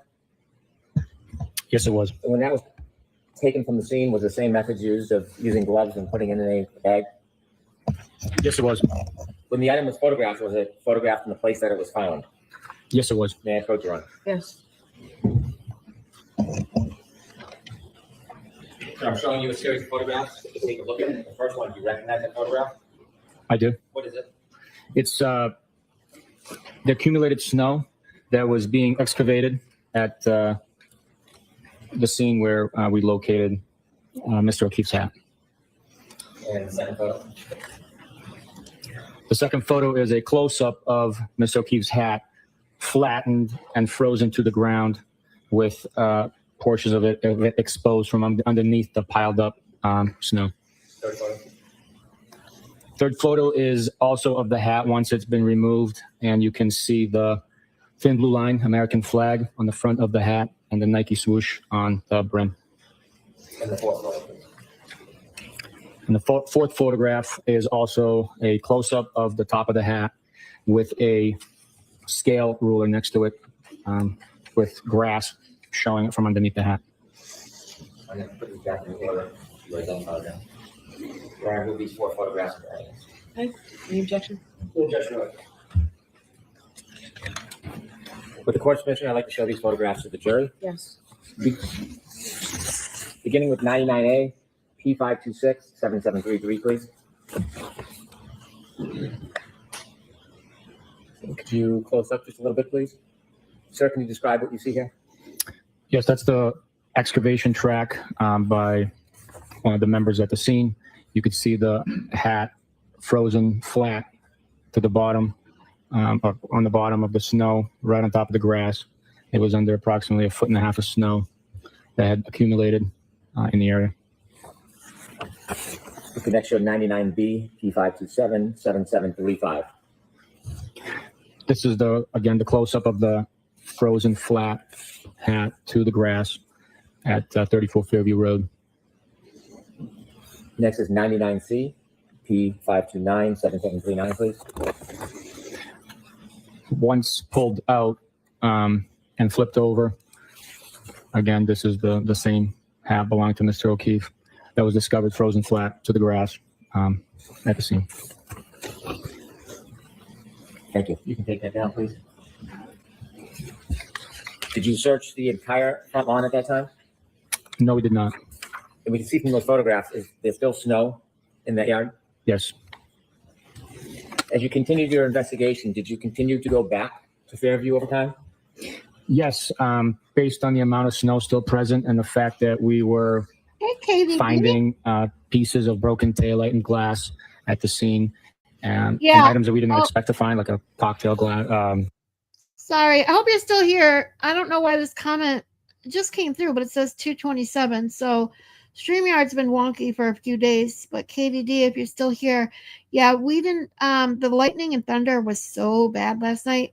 The lightning was worse than even the thunder. I woke up. I was sitting up against my backboard of my bed and fell asleep. I woke up to my window shades or my blinds were open a little bit. I had my window cracked a tiny bit because I knew it was going to storm. And as soon as I opened my eyes, I saw 3 really, really like crazy flashes of lightning. And it was absolutely insane. So no tornado touchdown right by me, thankfully, but the lightning was pretty crazy. How about by you?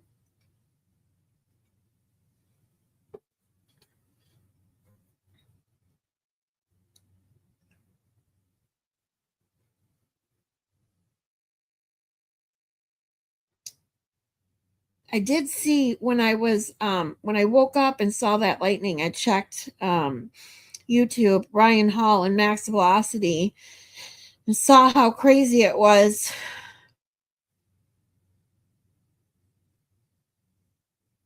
Thankfully, we didn't have anything touch down near here.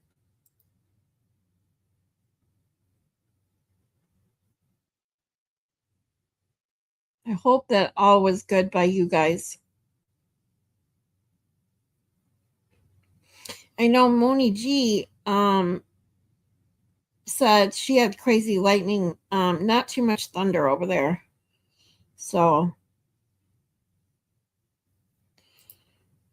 Katie says, I had storm chasers on YouTube Live, and they were like, if you are within a few miles of Merriman, you have 2 minutes to get to shelter. Holy shit. I was like, oh, great. That's less than a mile from me. Yeah. I mean, 8 Mile in Merriman is what? About 3 miles. Because I'm just west of Haggerty. That's insane. Thankfully, I didn't see that part because I would have freaked out because I live on a 2nd floor apartment. So I don't have a basement to go to. I guess I just stand in my kitchen. where there's no windows and pray for the best, I guess. Not that that's really funny, but what can I do but laugh at it? Kitty says, we went to the basement till it passed over. Thunder and lightning was insane. Yeah. My camera roll from my outdoor camera looks insane from 1 to 3 a.m. Oh my God, I'd love to see those. Can you send me some shots to my email? Oh, thanks, Nefarious. Yeah, we had some pretty craziness storms through the Midwest here in Michigan. Southern Michigan, we got hit really bad. Yeah, I know. The flood, did you see the flooding that's going on all over Michigan? Holy crap. All our rivers are overflowing. So flooding is happening everywhere.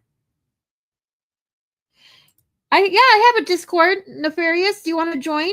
Just send me an email and I will email you a link.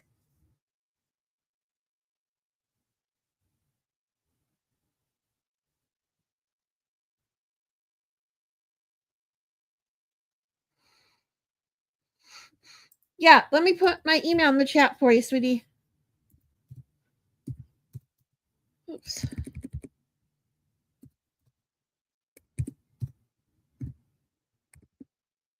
Wow, I can't type today. Sorry.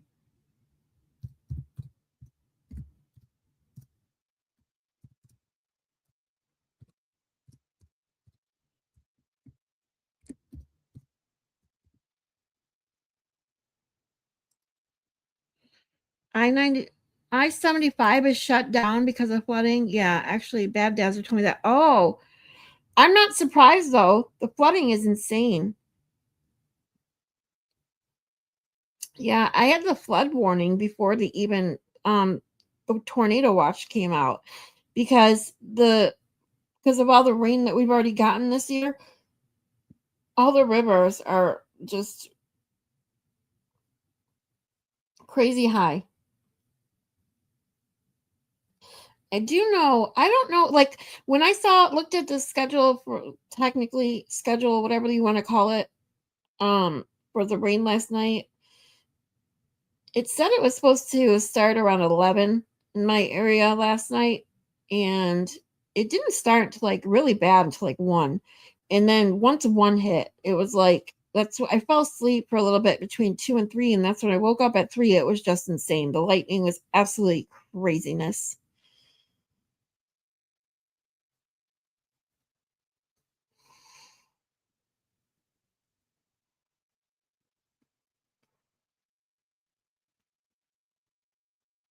Let me sign in, get my email real quick so I get your email, Nefarious.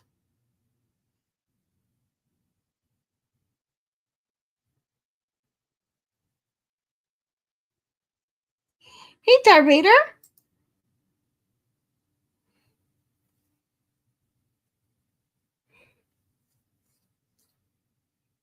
Did you get storms over in Canada there, Darth Vader?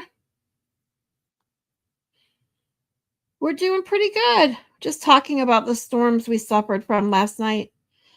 Maitland, you guys barely got a sprinkle down in Ohio. Wow. You're lucky. It was crazy here. Oh my God. Just insane.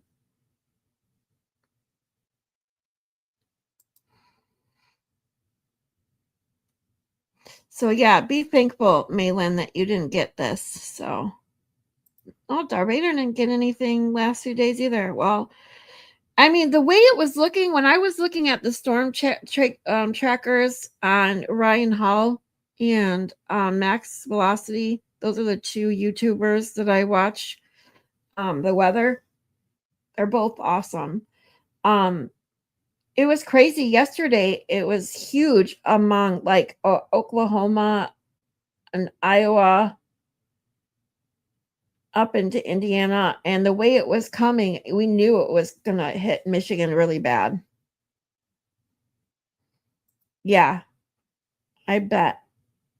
I was praying so hard that I did not lose power. Thankfully, this time I did not lose power. Because that last storm, like the power outages I dealt with, in a 1 week time frame was insane, especially with that transformer exploding outside my window. Holy shit. But I still have power, so I'm thankful for that. KDD, did anyone lose power over there? Over by you?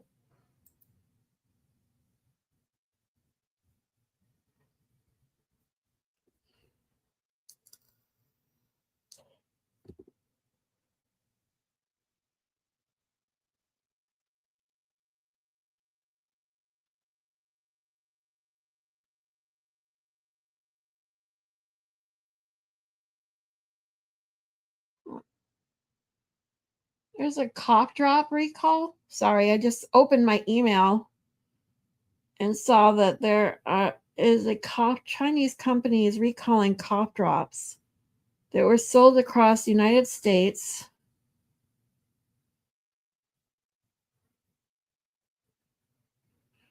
Class 2 recall situation that FDA defines as one in which use of or exposure to a volatile or a violated product may cause temporary or medically reversible adverse health consequences.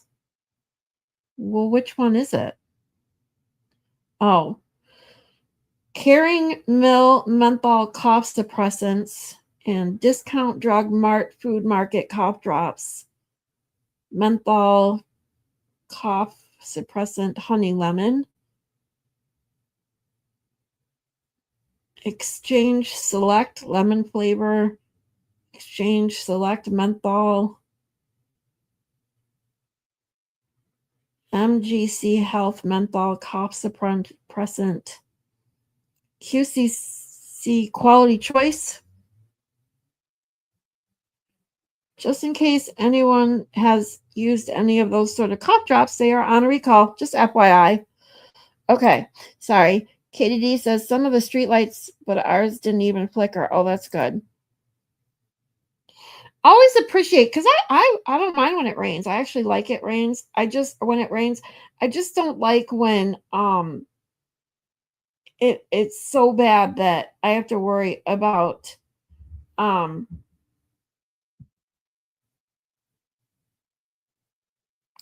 what was I gonna say? When it gets so bad, you have to worry, like literally worry about your power going out. So, but other than that, I like when it rains and it's you get that like fresh air smell after it's done. Like, I don't know, it's just me.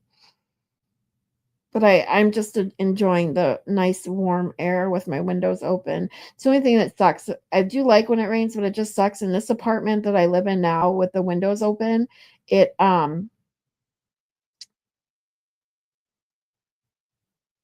like the rain, if it's like last night, if it rains too hard, the two windows that I can open up, the rain comes in both of them because they're on the same side of the building. So I can't, there's not a single window I can have open that when it rains. Like, it just sucks. So because otherwise it'll just soak up my carpet and everything in front of the window. Whew. Anyway, it was nice catching up with you guys. Thanks for being here. I'm going to get back into Bukkake. I'm going to go heat up some lunch, but I will be back in less than 5 minutes. So here we go. Straw. I directed my members to go by the scene every day as the temperatures rose. Snow would expose more evidence on the lawn, and with the hopes of finding each and every item that was present. On February 4th, the next day, 2022, did you receive a call? Yes, I did. Not what was said, but who was that call from? I believe it was. I don't want you to guess if you don't know. Was the person a member of any group? Yes. From what group? It was Canton Police. As a result of receiving a call from the Canton Police, or someone from the Canton Police on February 4th, 2022, did you go anywhere? I was already en route to 34 Fairview to conduct a directed check of the area. When you say you write a check, do you drive by every day on your way to work? I told my members on every day to work and home to make sure someone's checking the lawn to make sure that any evidence that exposes itself through the melting snow would be identified and collected. As you were on your way there, you received a call from someone from the Canton Police. Yes, Did you arrive at 34 Fairview on February 4th, 2022? I did. When you got there, did you see any more items? Yes, I did. How many? One item, a larger in size red taillight piece had revealed itself, and it was collected. Could you produce 710, please? Yes, sir.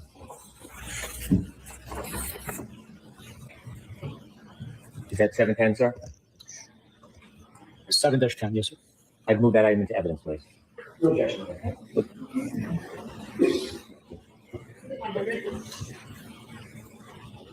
With the court's permission, could Trooper Bukhenik open the item and show it to the jury? Yes.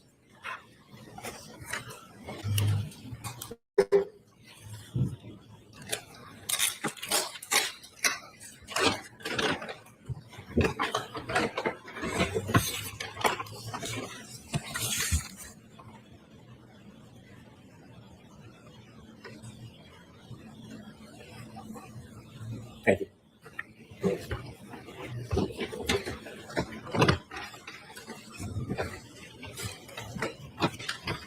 Did anybody photograph that item where it was found? Yes, there was a photograph taken. Did you take the photograph? No, I did not. How did you receive the photograph? It was attached to the Canton Police reports that were provided. Canton Police documented that item in place. May I approach? Yes. Show the two photographs. The first case, you recognize that item? Yes, I I did. got your email, Nefarious. And That was the here's item I the collected link right on now. February 4th at 34 Fairview Road, which I was just showing to the jury. And the second photograph? The second photograph is a zoomed out general vicinity photograph of the same item from 34 Fairview Road, the lawn area, approximately 7 feet from the roadway. Would I like some evidence? Court permission? Any objections to No objection. With the court's permission, I'd like to show those photographs to the jury. Yes. P46, please. Is that a photograph of the item you just showed the jury, sir? Yes, it is. And where was it in relation to the other pieces that you had found on February 3rd? It was further to the right. If you're looking at the property, if you have the fire hydrant on your left, it was further to the right, on the right bank of the snow that was melting on the lawn. Is that on the lawn or on the pavement? That's on the lawn. And could we show the close-up, please, P47? Nefarious, I just sent you the link, so you are all set. Excited to have you guys in the Discord. Yay! Oh, Katie's. Oh, I thought I saw a comment come up. Apparently, I'm imagining things. Huh? Yeah. When you recovered those items, did you go through the same protocol of gloves and bags? Absolutely. Did you return to 34 Fairview on February 10th? Yes, I did. Was the snow in a different state than when you last left it on February 3rd? Yes, it had receded significantly. When you went back on February 10th, were you with anybody? I believe I was with another trooper. Do you know who that was? I don't remember. I'd have to refresh my memory. Was it Michael Proctor? It might have been, yes. Could you produce 7-11, please? Yes, sir. Does that bag contain some of the items you found on February 10th at Fairview Road? Yes, it does. I'd move that into evidence, please. No objection.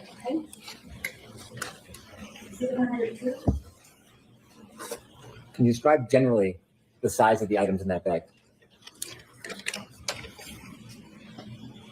Can I open it? Please.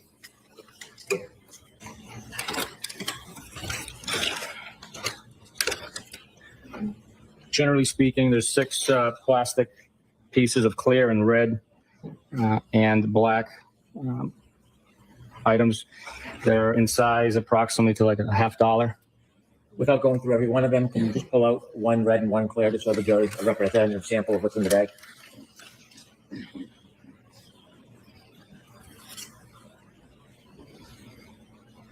In total, the 6 items in that bag. In total, there are 6 items in the bag. When you retrieve those items, did you use the same protocol of gloves in a bag? Yes. Did you photograph these items when you took them? Not on this day, no. Why not? We had been to the scene so many times. It was the same general vicinity, and we just made a decision not to have crime scene come out to photograph these six pieces. Were they in any remarkably different position than the other pieces? Anything that stood out, or were they in the? Let me rephrase that. Where were they generally in relation to the other pieces that you had found? They were all in the general area where the other pieces had been located. It was on the left side of the lawn, but near the flagpole, between the road and the home. Was there another group of items that you found that day that you put in a separate bag? Yes. Could you provide us? May I approach? I'm not sure if I've marked this one for evidence. Yes. Could you produce 7-12, please? Yes, sir.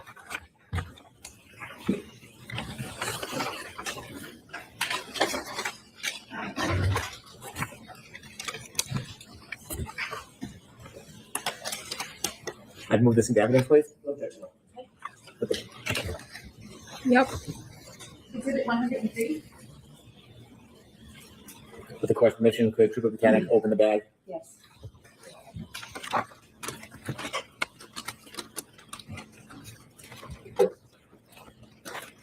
He's so snug on the stand.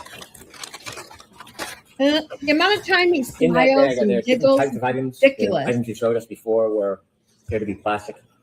Yes, these items are packaged in wax paper. There's 14 pieces in total, and these items contain glass and plastic fragments, some of which are also within like a cylindrical tin container that you saw earlier. Could you show us some of the glass pieces, please? Yes, sir.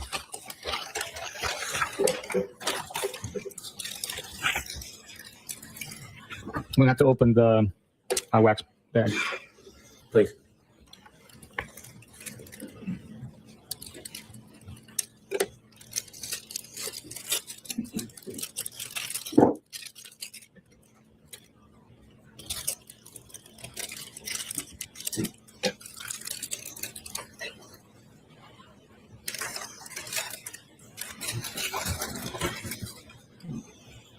Could you stand so the people in the back can see? Thank you. Were there a number of different items inside that were inside that bag that you found that way?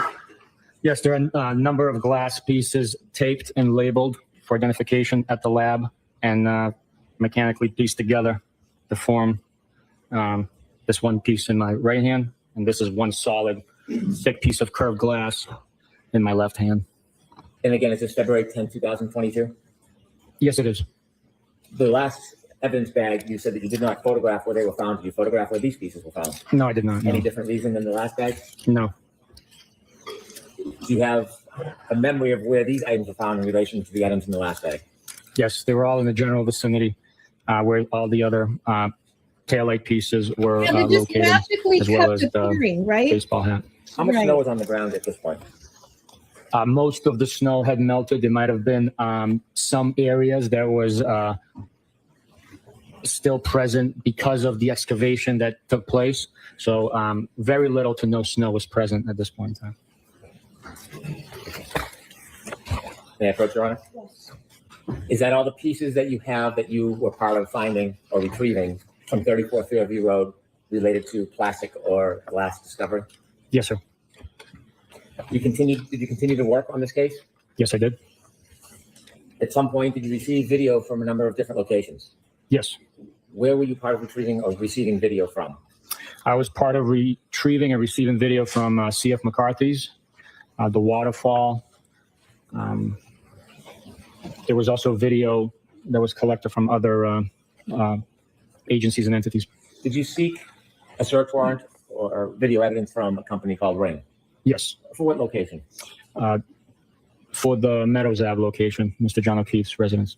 Did you receive video from Ring? directly from Ring? Officer John O'Keefe. Ring sent over Not files with Mr. Ring video. Was that by link, by a computer? I'm not sure how it came in. It was via the internet. Did you view all of the files that were produced by Ring? At some point, I reviewed all the files, yes. Was that pursuant to a subpoena? I'm sorry? Were the Ring videos produced pursuant to a subpoena? Through the search warrant, yes. We requested it through the search warrant. That's the way that these providers, service providers, respond to court legal service. Were you aware that some cruisers or the cruisers at the Canton Police Department had dash cam video? Yes, I am aware of it. Did you obtain and review video? Yes, I did. Have you seen other video from the Canton Police Department? Yes, I did. At some point, were you asked if you would consent to provide your DNA? Yes, I was, yes. Is that uncommon in investigations? It's not common, but situations do arise where you're asked to do that. So it's not the first time that's happened, but it has happened before where a law enforcement individual officer has to provide DNA and they consent. Did you? Yes, I did. Did you review any other materials in this case? Did you review any reports? I did review reports, yes. Did you write reports in this case? Yes, I did. Now, I want to ask you about Michael Proctor. You had told us that you were working on this investigation with him. Yes, I was. Are you still working on this investigation with him? No, I'm not. You were Michael Proctor's supervisor? Yes, I was. When you work for the state police, you have a personal phone and a phone that is provided to you by the state police? Yes. The state police phone, is that a work phone? Yes, it is. What type of information do you receive on that phone? You can receive communications via email, text message, cell phone, tower, voice communications. Okay, do officers communicate with each other at times on those work phones? Yes, they do. And during that time, did you have a work phone that you were using for communications? Yes, I did. At some point, did you receive or were you placed on an email chain that included Michael Proctor and others? I believe it was a text chain. I'm sorry, a text chain. Yes. Were you included on a text chain involving Michael Proctor and others? Yes, I was. Did you receive a text or a text chain from Michael Proctor and other people? Yes, I did. And when you received a text, do you remember where you were when you received the text chain?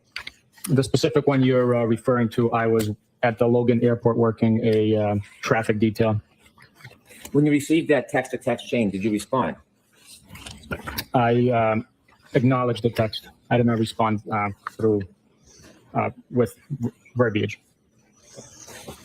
And then during that text chain, did you Yeah, you sent us thumbs up. look at the entire text chain? No, the text message came through on my Apple Watch as I was controlling traffic. I glanced at it, took part of the information that came through and acknowledged it with a thumbs up emoji, indicating that I read it. At some point, did you learn everything that was on that text chain? Yes, And as a result of that text chain, was there an investigation? there was. And during that investigation, you were Michael Proctor's supervisor? I was. After the investigation was done, did the state police make any finding against you for that text chain? Yes, there were 2 sustained findings as a result of that investigation. Did you initiate that text chain? No, I don't believe so. You did react with a thumbs up? I acknowledged the text message that he sent, or portion of the information that came through on my watch. And the 2 sustained findings against you, were one of them for failure to adequately supervise? Yes, And the other, was it regarding a routine or regular review that it didn't consider that text chain? I'll rephrase. Okay. That second sustained finding, was it regarding a review of the performance level of Mr. Proctor? that's correct. Sustained is different. Was there a second sustained finding? Yes, there was. Did it relate to the review process of a subordinate? Sustained is different. What was that second sustained finding Thank about? you. The accuracy of the review of the quarterly performance evaluation You said quarterly. How often would you write reviews for subordinates?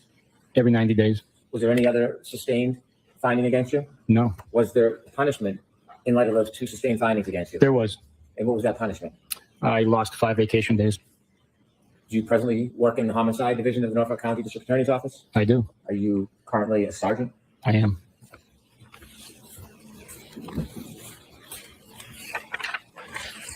Have you ever reviewed that entire chain that was at issue? Only through the documents provided for me during the internal investigation. Can I approach, Your Honor? Yes. So I'm going to ask you to look at that document. And if you turn the page, Yeah, I don't believe does it a word begin of this to, shit. one more page, please. Does it begin to reflect the email chain? Yes, it does. Do you remember this email chain? I remember seeing it when I reviewed it. I don't remember the intricate details of these messages. Do you remember that photograph? I don't. Okay, you turn the page. Is there text? Yes, there is. Without citing the phone numbers, I'd like you to cite the author of the text, and I'd like you to read the text to the jury. Um, do you want me to date it in time? Hang on. Sure. August 17th, 2022, 9:44 p.m., 25 seconds. Funny, I am going through his retarded client's phone. I'd like you to read all of them, please. Next one, no nudes so far. I hate that man. I truly hate him. Hey, can you give the author for each comment? And can you start again, because I want us to understand. I'm sorry, can you repeat that? The author, whoever makes the comment, I'd like to have the name of the author. I'm sorry, this document does not identify who the author is, sir. Yes. We all know it was Michael Proctor. It identifies this as your phone, That is, yes. but each comment doesn't identify who sent it. No, it does not. I assume it's an extraction from one device, but I see. If you've made any of the comments yourself, would you tell us? if I made those comments, So if you make any of them in here, I should read them. You point out if you. absolutely, yes. Okay. And if you don't know who made the comment, can you just identify that for us as you read it so we know? Okay, do you want me to continue the next page? Why don't we start over, because I should have been more clear in my direction. Could you begin again? So in the beginning, it says, funny, I am going through his retarded client's phone. Is that your comment? No, it is not. Okay, next. It appears to be the same person because of the way that the extraction happens, and it says no nudes so far. Again, I believe it's the same person because all of these are identified as sent. It says, I hate that man. I truly hate him. Do you have any belief that's Michael Proctor who was writing these? Yes, I believe that is. Next, please.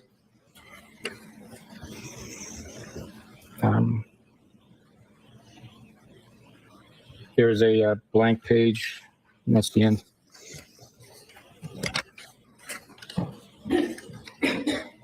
Yes. Did you say you were suspended 5 days or lost 5 days vacation? Lost 5 days of vacation. And have you continued on your cases? Yes, I have. I want to go back to the evidence that you reviewed in this case. Okay. Did you get to look at the ring video for John O'Keefe's home at Meadows? Yes, I did. Did you review the video over a period of time of January 28th and January 29th? I did. What were you looking for? We were looking for activity to get a timeline. During investigations, different sources provide you information that can develop into leads, but also helps verify witness statements. It helps verify information that's coming in. We always trust, or we always verify the information that we take in from individuals we do not know. So although it could be a cooperating witness, you still have to verify that their information is accurate. Not that they might be intentionally misleading you, but 3 people can watch the same event and observe it differently. Really? So it's good didn't to verify talk to any of the individuals McAlbert. and pick up on different facts that they remember, giving you a whole picture of what took place. Did you review ring video for January 28th, 2022 and January 29th, 2022? I did. With the court's permission, I'd like to show a number of segments of the video from January 28th, 2022. Okay, the one that's already in evidence. It is Exhibit 6. Okay. When you reviewed the video from the ring that Ring provided for Mr. O'Keefe's home on Meadows for January 28, 2022, did you review it from the morning time at about 7:18:55 throughout the evening?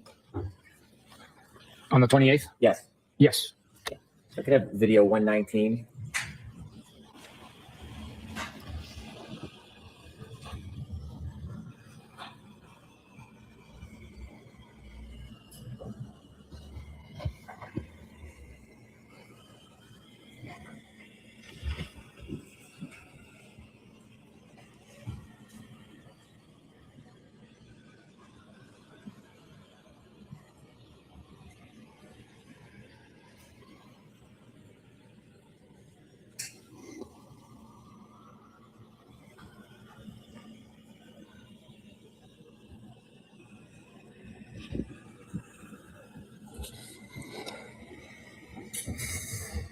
Thank you.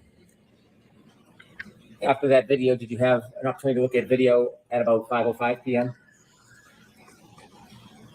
I'm sorry, there was a noise coming from a bag over here. I apologize.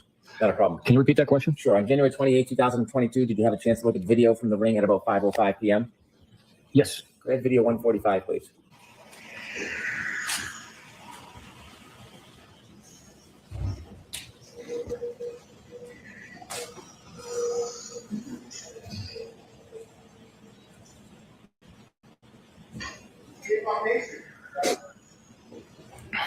Thank you, Ms. Gilman. Did you have a chance to look at video from a little later that evening, 7:36 p.m.? Yes, I did. Could we have video 149, please?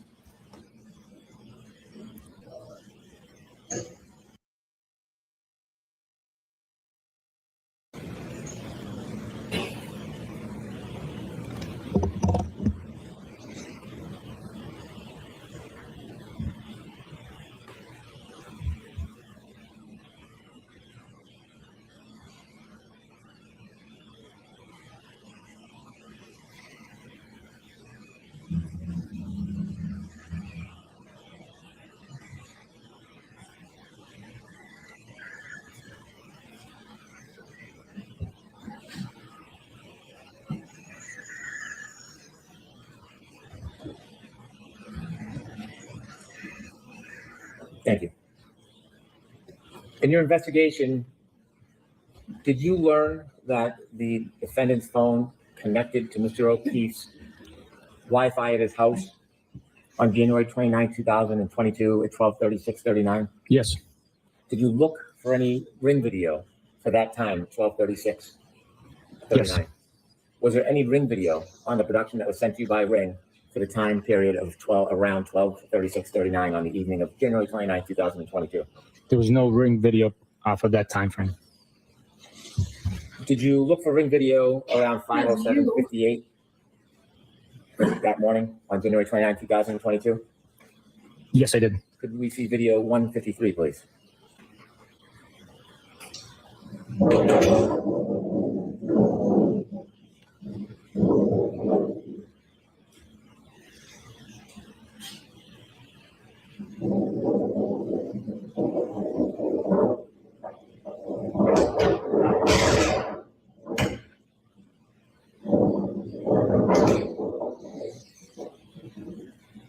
Thank you. Did you review that video from 5:07:58? Yes. Did you later review video of 5:46:29? Yes. We play number 154, please.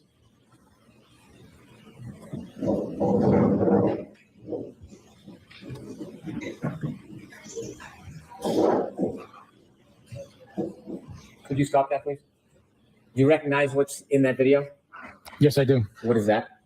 That is top left corner is Mr. John O'Keefe's vehicle. Middle left side of the screen is a black Lexus SUV registered to Karen Reed with the license plate based on that registration. And then on the right side, I believe that's Miss Carrie Roberts' vehicle. Did you see the people enter the house? Yes.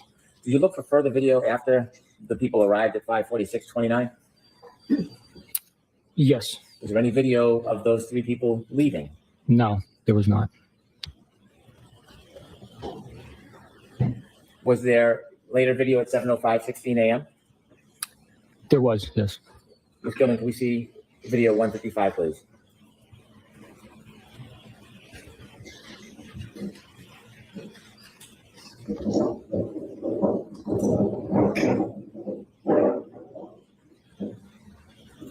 Thank you. Did you later see video at 8:23 a.m.? Yes. We have exhibit or video 159, please.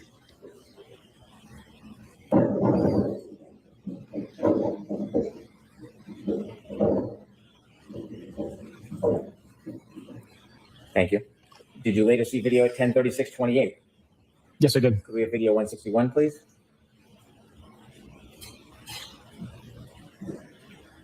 Could you stop that, please? Do you know who's in that video? I believe it's Mr. Paul O'Keefe and Mrs. O'Keefe. Could you please play?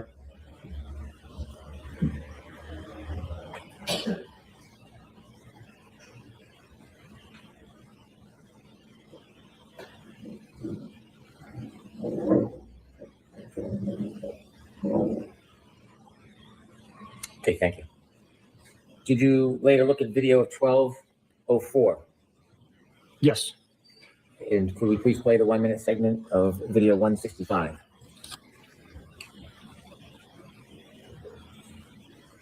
Could you stop that video? Do you know who that is? I believe that's the defendant. Continue, please.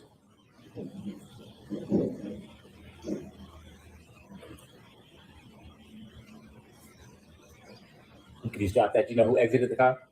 I believe that's Mr. Reed. Continue, please.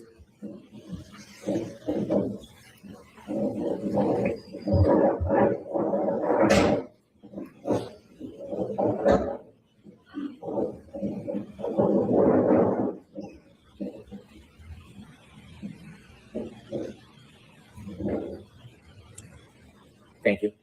Did you continue to watch the video from the driveway Yes. during that time period? Yes. Did you see anybody else get out of that car that was in the back? Yes. And who did you believe you saw getting out of that car? I believe it was the defendant's brother and possibly his companion. I don't know who that is. Did you have a chance to watch the video? Yes, I did. At 12:35 p.m., could you play video 174, please?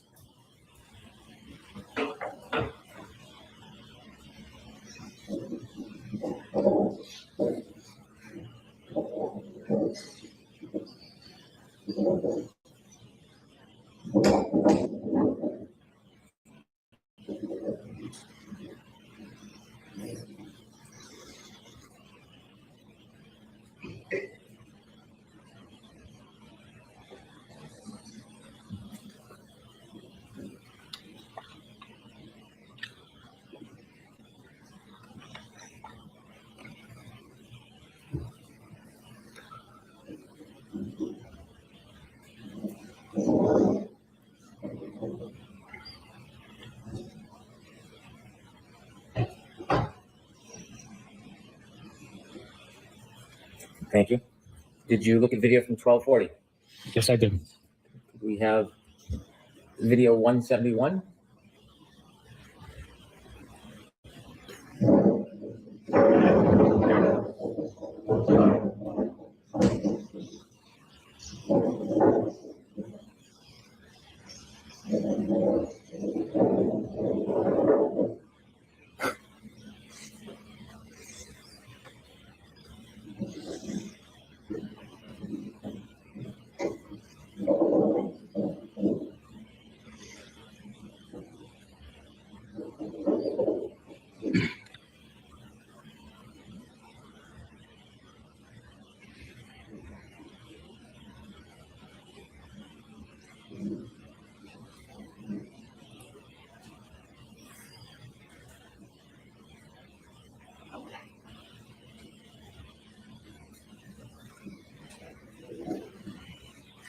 And 175.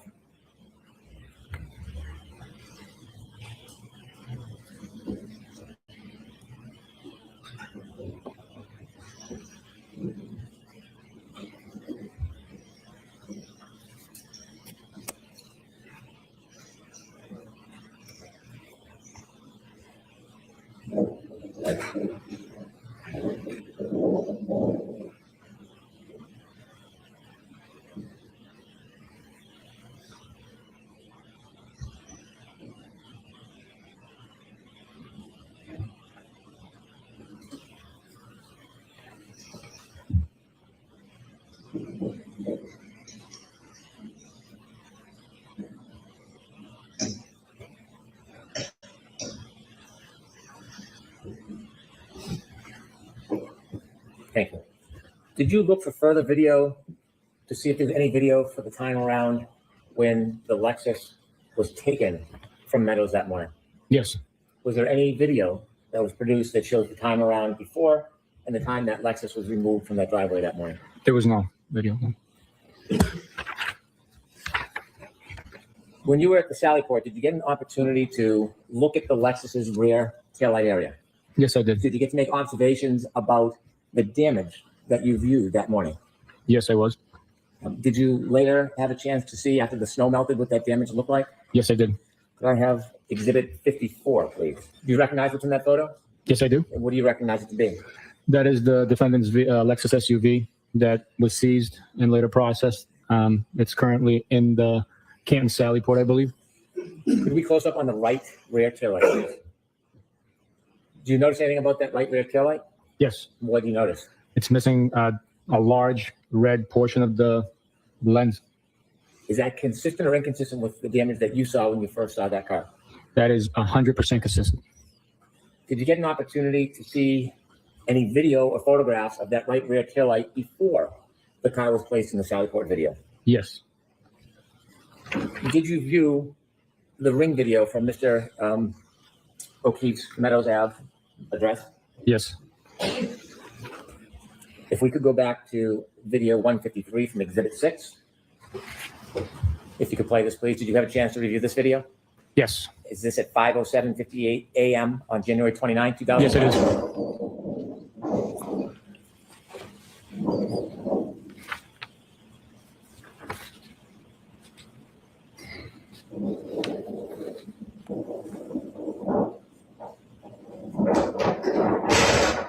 You stop, please. Do you notice anything about the right rear taillight in that video? Yes. What do you notice? It's showing white and is missing the red taillight cover lens. Could you zoom back out for a second, please? Could you continue? And I'm going to ask you to stop in a second. Stop, please. Do you notice anything about that still of that video? Yes, it's consistent with its appearance of missing that red taillight lens. If you could play the vehicle leaving the driveway, please. Thank you. May I approach, Your Honor? Yes. Hand you a document, sir. Do you recognize what's in that? Yes, I do. What is it? It's a still frame from the ring footage taken of the video we just watched of the Lexus SUV leaving, and the large red portion of the rear taillight is missing. Would you like to move this into evidence? Okay. Any objections, Mr. Jackson? At some point later that afternoon, you shared, or mid-afternoon, you went to Dighton, but before that, did you review any other evidence of the damage to that taillight before you and Mr. Proctor even got to the Dighton address? Yes, Could I have Exhibit 10, please? Did you have a chance to view still photos from the wellness check that was conducted by the Canton Police Department and videos on the dash cam? yes, I did. Did you review this photograph? Yes, I did. And could we show a close-up on Exhibit 11? Did you have a chance to view the dash cam from this footage at 8:26:31 a.m. relative to the damage to that right rear taillight? Yes, I did. You shared with us that, you can take that down, please. You shared with us that after this time, somewhere around 3:15, you went to Dighton Yes, and you shared your observations when you got out of your truck and walked towards the car. yes. Is there any difference between the damages that you've seen in the video, the photograph, and what you saw that morning? The only difference is the amount of snow that's impacted on the vehicle. The damage is consistent. The large red lens is missing in every single piece of every single image that I saw. You mentioned that there was a tow of that car in Dighton that you were there for. Yes, Were you aware that video footage was provided to us from that tow? I was made aware. Yes. I'd like to enter into evidence a video from alarm.com. No objection. Did you view the video that was provided to us relative to the right rear taillight? From alarm.com? Yes. Yes. Court Commissioner, I'd like to play that for the jury. Okay.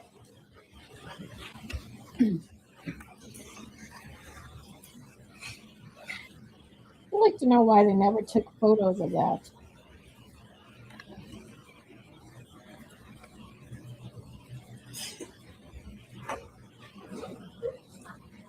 Well, of course I know why they didn't, but why they didn't address it, I guess is what I like to say.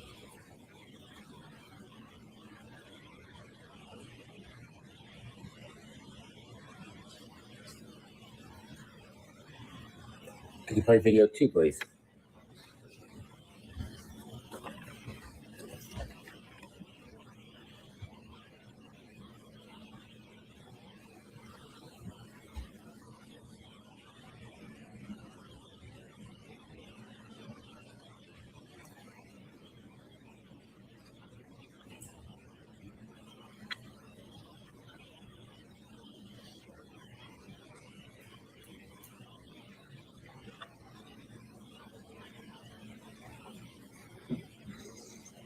Could you stop, please?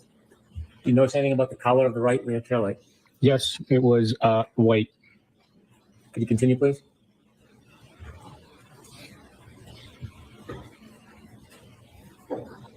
We all know it won't appear white. So did you have an opportunity to review Even video if it from was CF McCarthy's national on the evening of pieces. January 28th, 2022? Yes, I did. Did you have an opportunity to review videos from the Waterfall Bar on January 28th, 2002? Yes, I did. I say January 29th, 2022.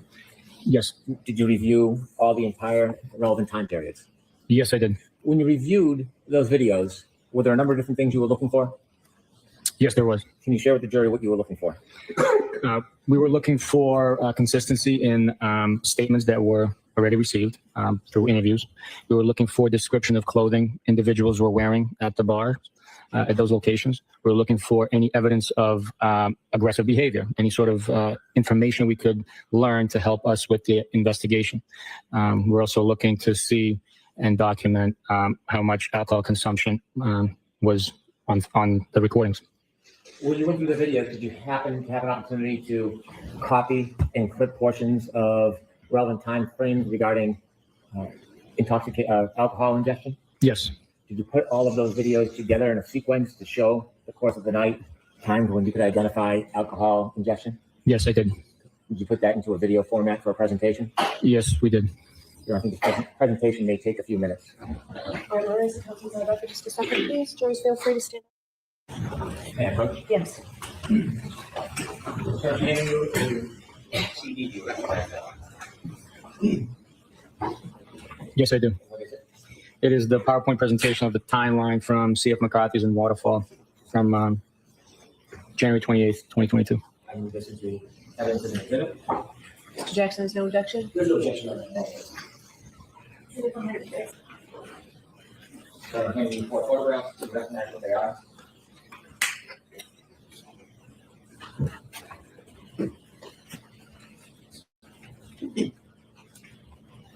Yes, I do. What are they? There's still frames from CF McCarthy's on January 28th, 2022 at 9:26:01 as timestamped on the footage cam. Are there 4 photographs? There are. I move these 4 photographs into evidence. Okay. No objection, Your Honor. And here's one exhibit again with the letters, please. So I'm showing you 4 more photographs. Take a look.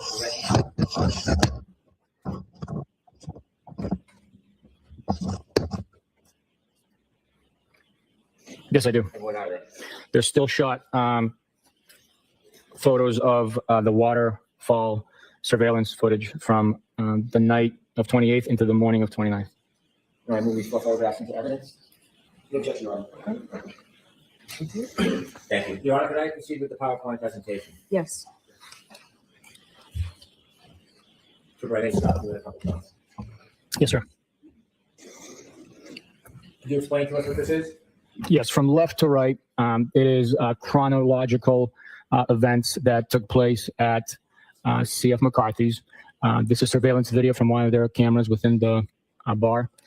It should be noted that the video is timestamped 12 minutes behind actual time. So when it says 9:03, when it is 9:03, the frame will be timestamped 2051, which is 8:51. So that's the time discrepancy, which is consistent throughout the surveillance footage. So the times that are displayed in those arrows, is that the accurate time? The arrows are the accurate time, and the timestamp 12 minutes behind actual time.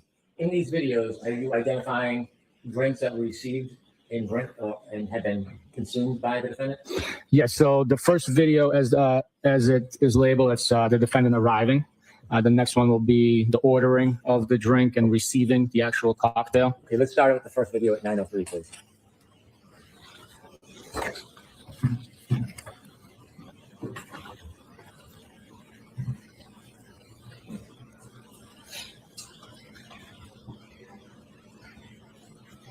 Can you stop it there? Do you recognize who's in that video? Yes. From left to right of people that you recognize and identify the clothing they might be wearing? From left to right, it'll be Mr. John O'Keefe wearing the gray sweatshirt that was displayed earlier. And then the defendant, who he is trying to embrace with one arm there. I do not know who the other individuals are in the shot. Okay, thank you. If you could continue, please.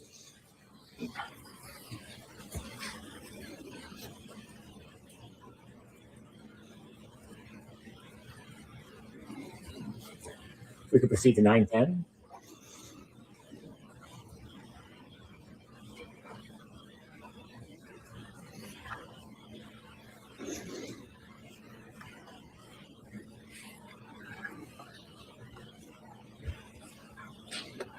What did that show, sir? It showed the defendant receiving her first tall vase, cylindrical style cocktail glass with a lime in it and a straw to go along with it. 9:27. I know how you feel, Darth Vader. Did you see this? I made this, Darth Vader, for when we have these moments.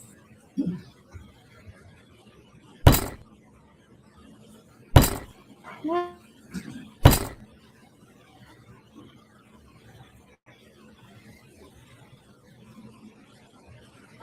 What? Oh.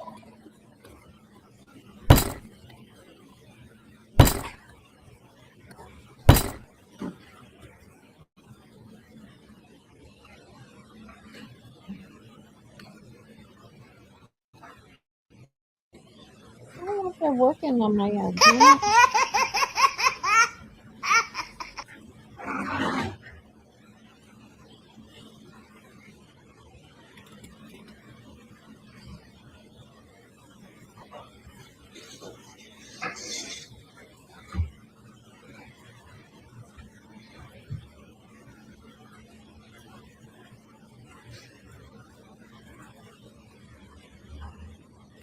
And what was depicted in that video that you saw? In that video, we see the defendant get handed her second cylindrical tall style cocktail glass. What is it working?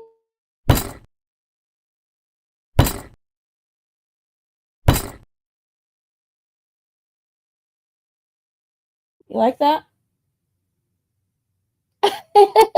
His face looks like he got smacked with it. do you like those?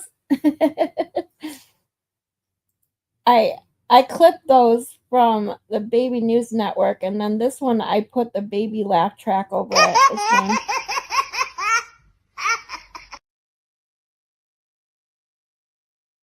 This one I kept it with the pounding sound, so that when we get annoyed at Bukhenik and anyone else on the stand, this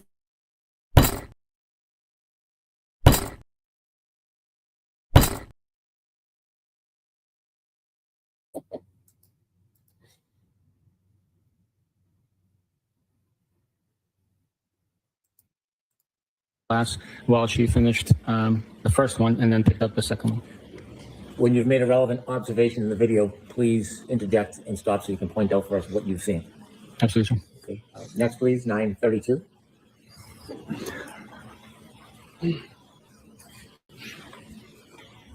Here, the defendant is handed a shot. Stop, please. Okay.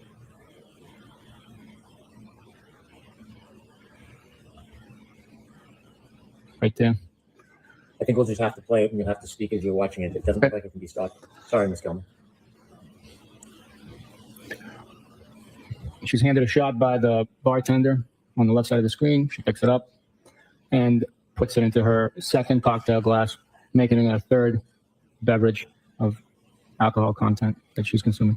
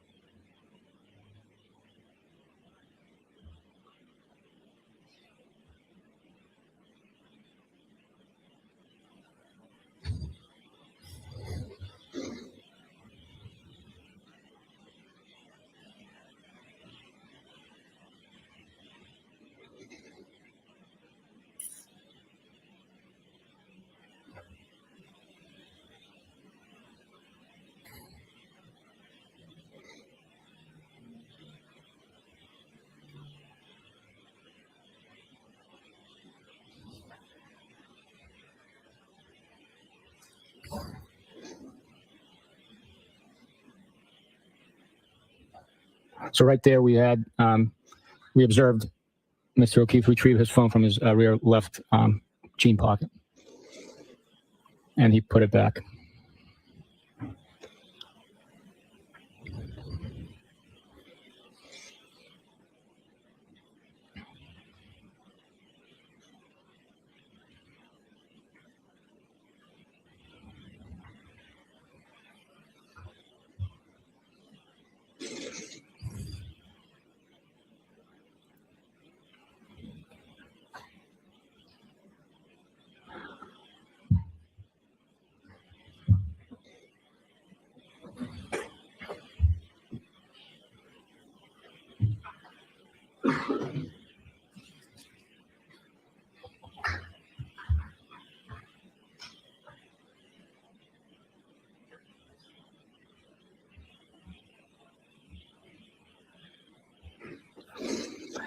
Now the defendant picks up her second cocktail glass with the added shot in it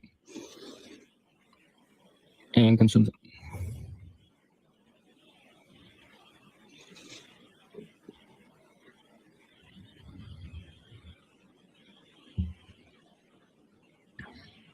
Could we proceed to the next video, please?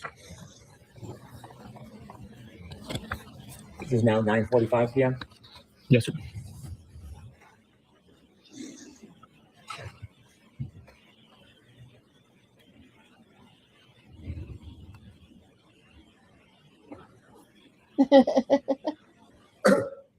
They would be if it was the Red Wings. Hockey Town is full joke. So the bartender hands over another cocktail glass and some beers. The shot goes into the empty one after it's poured into the new cocktail glass. So that's drink number 4.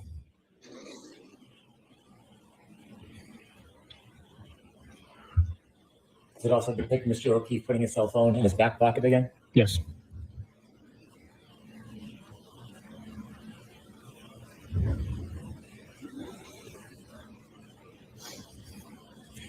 By 9:45, how many drinks have been served to the defendant? 4 drinks. 4 drinks between 9:10 and 9:45. That's correct. In 35 minutes, 4 drinks. Could we proceed to the next screen, please? 10:09 p.m.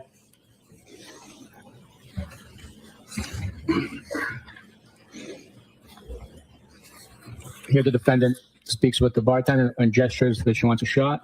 Objection. The objection is sustained. I'll strike that.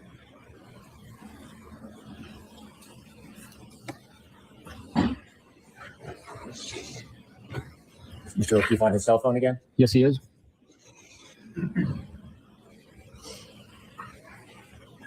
And he puts it in his back pocket.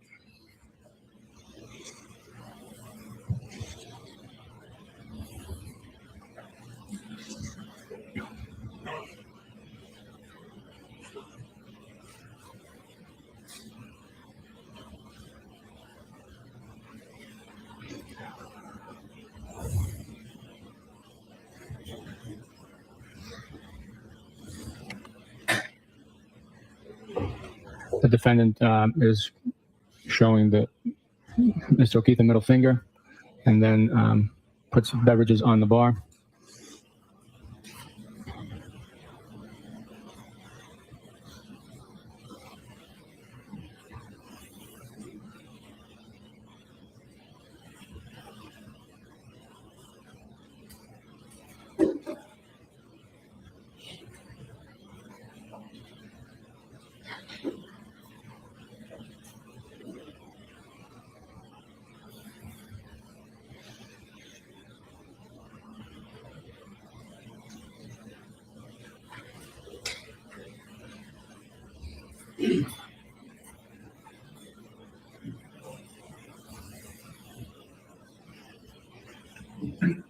Should I proceed, Your Honor?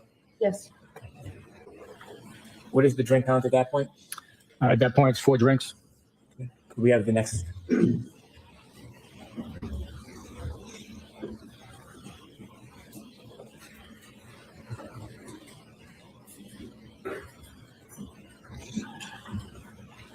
Mr. O'Keefe brings over a couple of beverages. The defendant retrieves the cocktail glass.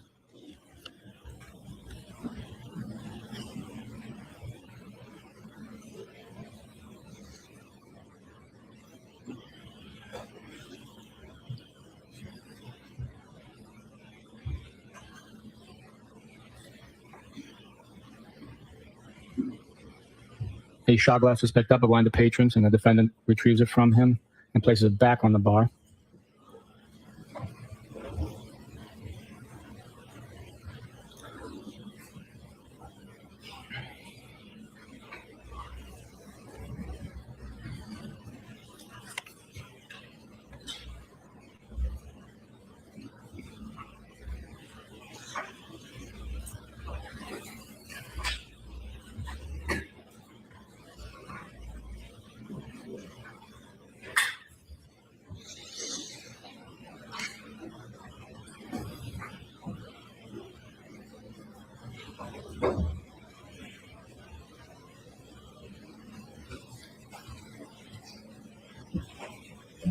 The defendant is consuming the beverage in her hand, places it I on the bar. watched all of these videos a couple times now. I keep thinking I'm gonna catch something new.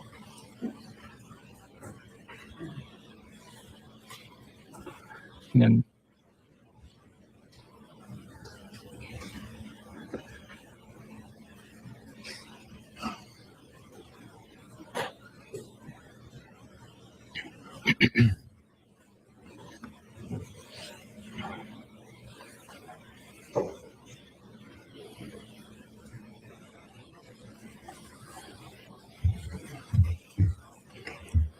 What time are we at now?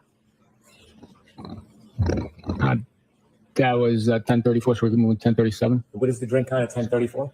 That is 5 drinks at that point. Can we play 10:37, please?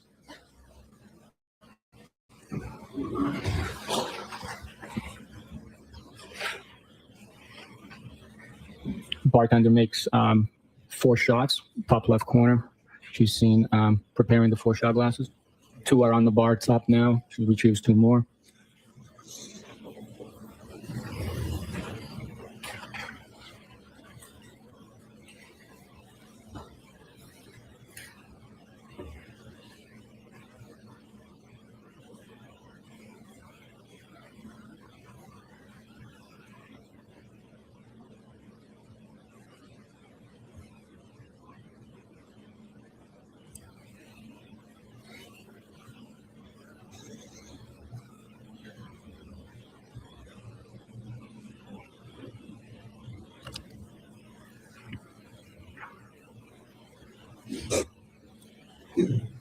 1041, please.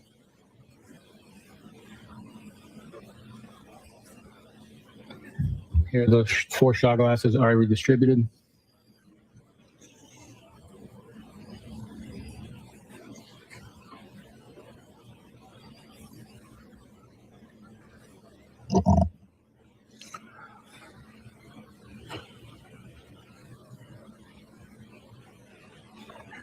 Pours it into her drink.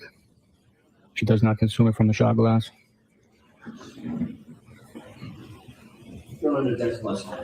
Okay, I'll strike that.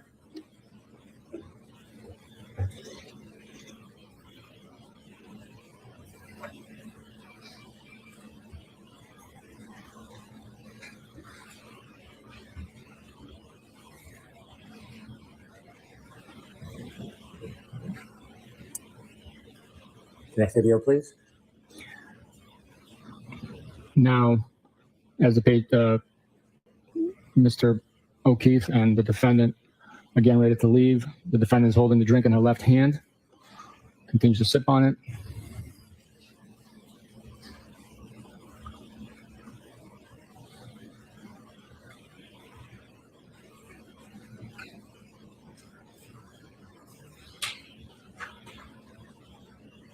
And the two walk out of the bar without the beverage in their hand being deposited anywhere.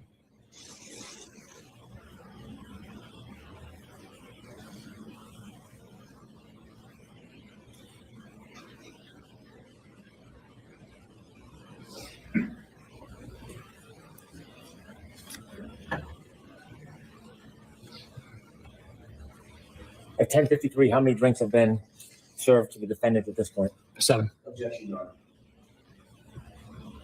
I'm going to sustain the objection. With the strike. I'll start. Next slide. And is So this, I'm going to actually see Councilman Slaughter, please, on this.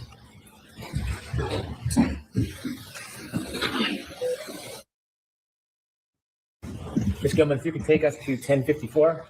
And before we begin, Trooper Bukhenik, is this a different location than all the video we've seen before? Yes, this is the Waterfall Bar Grill surveillance footage from inside the lounge area.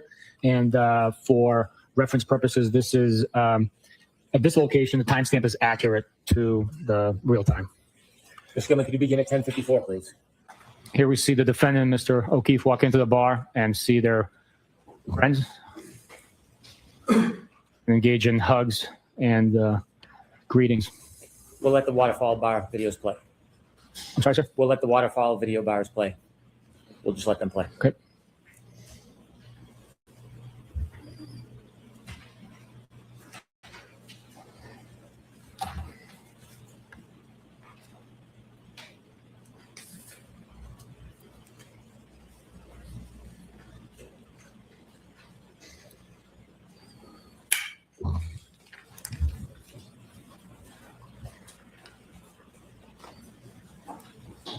$11:46, please.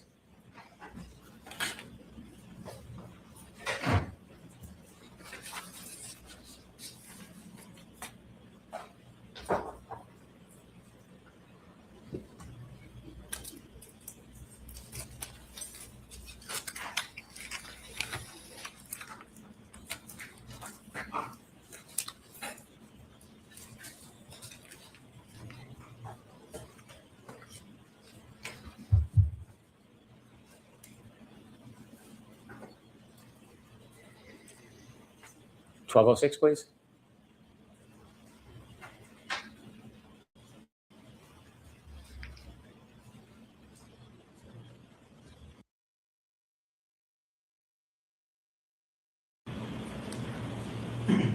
$12:07.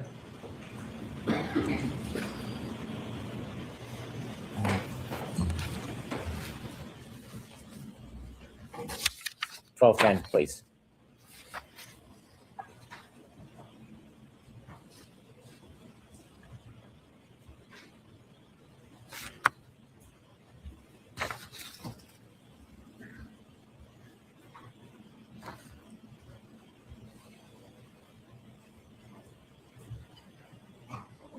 Did you see the last person walk out the door in that video clip? Yes, I did. And did you identify who that is? Yes, it's Mr. John O'Keefe. He's wearing the two-tone gray sweatshirt with the sleeves pulled up towards the elbows. Is that the same clothing that you found at Good Samaritan Hospital when you went to visit? Yes, it is. The baseball hat, did you have an opportunity to look at the hat he was wearing? Yes, I did. Is that consistent with the hat that you and the group found on February 3rd, 2010? Yes, it is. The pants? Yes, it is. May I approach, Your Honor? Yes. Showing you Exhibit 108C. Want to introduce the evidence?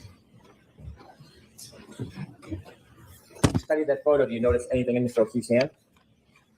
Yes, in his right hand, he's holding a short style cocktail glass with black drinking straw protruding from it as it is backdrop on the snow on the hood of the car that's parked outside. Can we show 108C, please? Is that the photo you looked at? Yes, it is. Can you point out or explain where you see the drinking straw? Absolutely. Right there to the right of the red indicator, you could see the straw protruding out of the glass. Mr. O'Keefe is holding in his right hand. Okay, you can take that down. That's coming. One last matter, Lieutenant. In 2024, did you obtain ring video for that time period in 2024 from Mr. O'Keefe's home? Yes, I did. Did you provide that ring video to a person who works for a company by the name of Aperture? Yes, we did. And just very basically, do you know what Aperture does? Yes, I do. What do they do? They assist in scientific fashion to reconstruct, test, and evaluate, analyze vehicle-involved crashes and deaths. Is Aperture part of the Mass State Police team? They are not. Are they a private company? Yes, they are. May I approach? Yes. Handing in the item, do you recognize it? Yes, I do. What is it? It's a ring video from 2024. So what location? Meadows Ave. No objection. Thank you. I have no further questions. Okay. Thank you.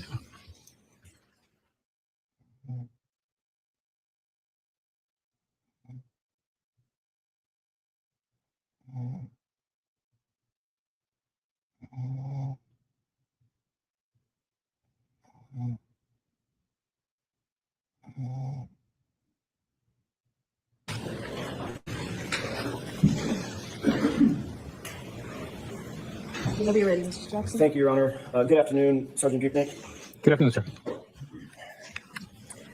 I want to talk to you for a second about roles in this case, in this investigation. Would you agree with me that Michael Proctor was the lead investigator as well as the case agent in charge of this case? He was assigned as the case officer for the case. In that position, given the fact that it was his assignment, would you agree with me that he had a leadership role insofar as the investigation of the case was concerned? I wouldn't call it a leadership role. It's more of a facilitator, liaison between the DA's personnel within the office and the state police. He also helps facilitate any missions, outstanding tasks that need to be completed. He obviously had a supervisor, correct? I'm sorry, can you repeat that? He obviously had a supervisor, correct? He did, yes, that would be That myself. would be you. Yes. Every case has some lead trooper in your unit, correct? Every case is assigned to someone to sort of be in charge and lead the charge of the investigation. Is that right? Every case has a case officer that manages the investigation. Right. And managing the investigation doesn't mean just, like typing up schedules. It means actually managing the investigation, like deciding what search warrants are going to be written in certain circumstances. That's one example, correct? They're responsible for writing and authoring those search warrants. Sometimes the recommendation, suggestion, or leadership comes from the supervisors or the DA staff, where their experience might dictate otherwise. And sometimes it comes from the lead case agent himself or herself, correct? At times, yes. Every team, even back when you were in the military, you were on many teams in the Marine Corps, correct? I'm sorry, you were speaking facing away from me. I couldn't hear you. Every team, including back in the time you were in the military, back in the time you were in the Marine Corps, every team has multiple individuals involved in that team, correct? That's the whole point of the team, multiple people, correct? I would agree with you that a team consists of more than one person. And there has to be some sort of echelon of leadership on that team, correct? Everybody's not just an equal, co-equal, correct? We might have different duties, responsibilities, but some teams have equal rank. Yeah. If there's going to be a team leader, right? That's a military phrase, team leader. Yes, there is a team leader in the Marine Corps, in the rifle platoon, but not every team has a leader. Did the team in this case, in this investigation, have a leader? Someone who was assigned as the lead case agent, not just another officer, not just another detective, but the lead case agent. The case officer for the investigation was Michael Proctor. But you don't want to say lead case agent or case officer, correct? I refer to that billet as case officer. Your responsibility as the supervisor over this particular case officer or any other case officer that you might have, or any other trooper that you might have under your supervision. Your responsibility in no small part is to supervise the individuals under your command to ensure that the case is adequately investigated. It's properly investigated. That's part of your role as a supervisor, correct? Is one of my many responsibilities, yes. It's partly because you have more experience, I'm guessing, than the people under your charge. Is that right? Certainly in my position, but there are many instances where a sergeant might have less experience than a well-seasoned trooper that's been in the office for 15 to 20 years. So fair enough. Fair enough. That may be the case, but under ordinary circumstances, you earn your way into a supervisory role in the Massachusetts State Police through both not just time, but time and experience, correct? we take an exam and then get promoted based on the exam. Part of the responsibility that you have as a supervisor is to make sure that the case is properly investigated, and that may include making sure you have the right suspects, right? The array of suspects that may exist, you want to make sure, and you supervise to make sure that that array of suspects is appropriate and proper, correct? In every investigation, we follow the evidence, we follow the statements made, provided by eyewitnesses, witnesses in the case. Sometimes the defendants or suspects provide statements to us.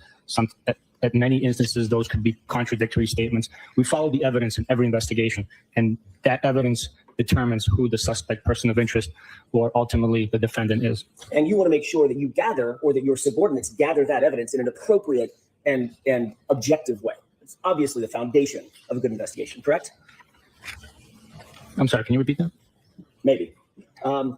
You obviously, as a supervisor, want to make sure, you talked about following the evidence, you want to make sure that that evidence is gathered in a way that is adequate, in a way that is objective, in a way that is unbiased, so that you can gather the evidence that will lead you to the right folks, right? To the right suspects. We always want to gather as much evidence as possible. We conduct that gathering in the most appropriate ways possible. Sometimes there are tough decisions that have to be made where we have to either decide whether we're collecting evidence A or evidence B, and those decisions have to be made on the spot. At times it's a time-sensitive matter. At times it's a decision made by a group putting their heads together and deciding on that. So I don't know if that answers your question, but that's the most Let's try it again. accurate explanation. Okay, you done?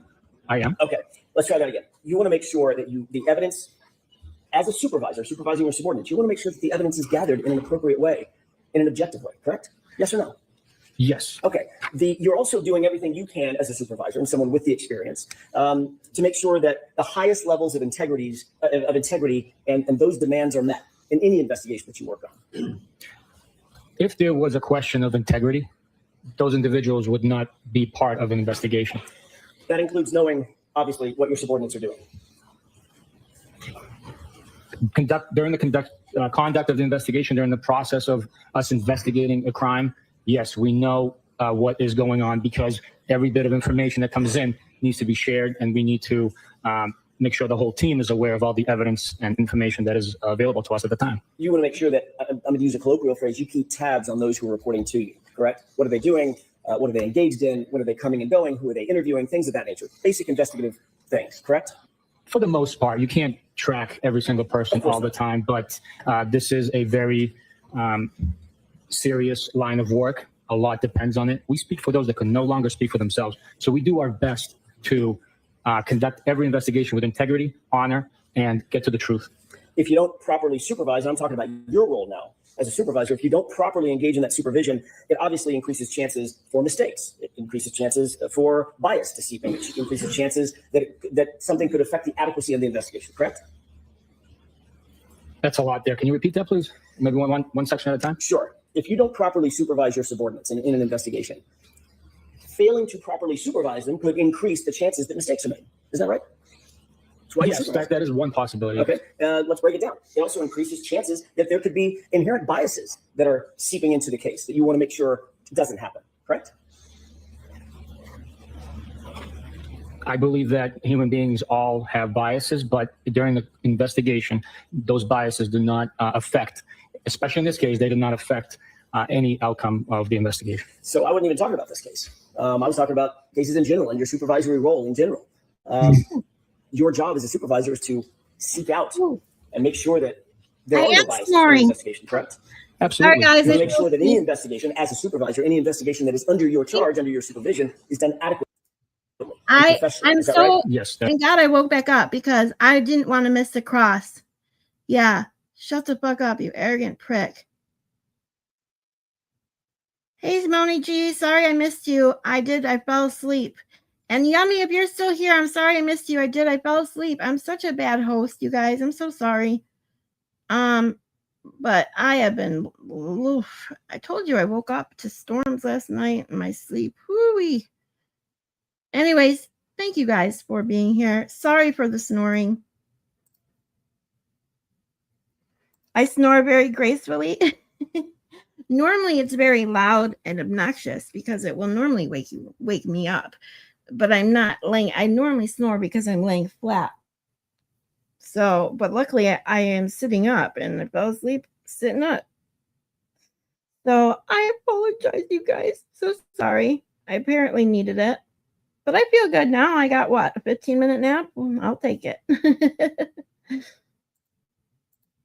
And there's a chain of command for that, right? Meaning someone under your charge needs to report up the chain of command to you, and you have supervisors to whom you report, correct? Yes, it's a paramilitary structure, and it is in order for the colonel to keep command and control over the entire agency of 2,000 plus people, it is absolutely necessary for there be a reporting up and down within the ranks of the Massachusetts State Police. And you have, by the way, what's your chain of command? Who did you report to back in 2022?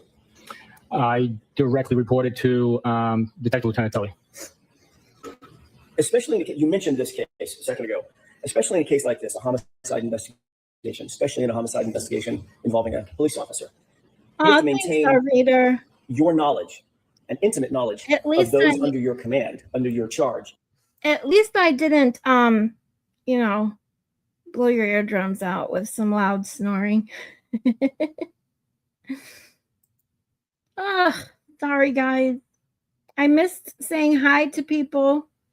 I feel so bad now. Hopefully it'll come back.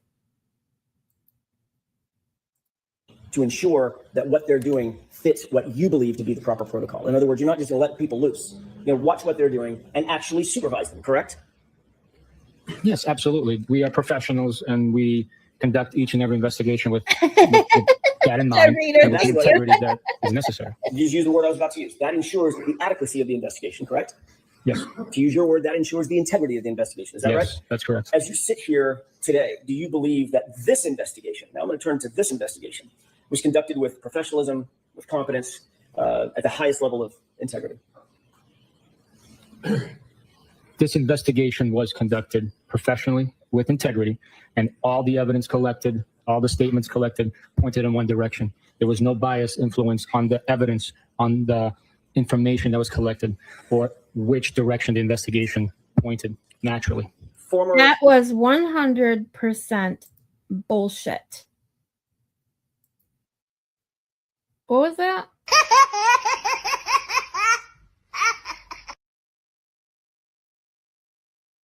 Think people believe that shit? I don't fucking think so.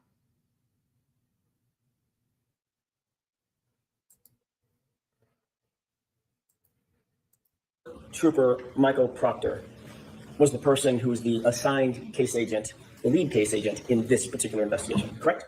Michael Proctor was the case officer for this investigation. He was assigned, ultimately, to use another phrase, as the lead investigator, wasn't he? I'm not going to agree with you. Is there a reason that you want to try to distance yourself from naming Michael Proctor as the lead investigator in the case? Is there some reason? I am not trying to distance myself. All I'm saying is the term that I use is the case officer. We're simply case managers. There's no leading investigation in any direction. So, in your mind, well, let me ask you this. This case officer doesn't work for that. Synonym to be an investigator, right? He's a detective, an investigator, right? He is a detective, yes.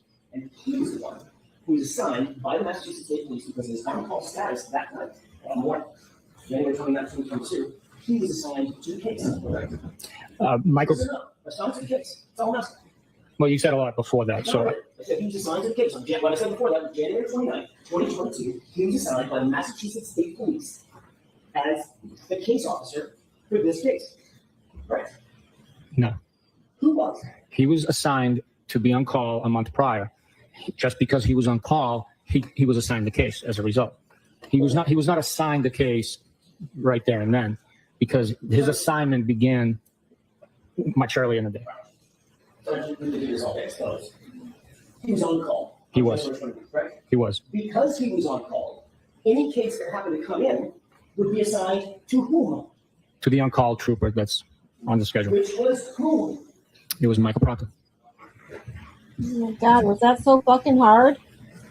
Let me just ask you this. Do you believe that Michael Proctor, his involvement in this case, taints the investigation? Tainted the investigation? No. Not at all. The investigation was done with honor, integrity, and all the evidence pointed in one direction only. Honor and integrity by Michael Proctor?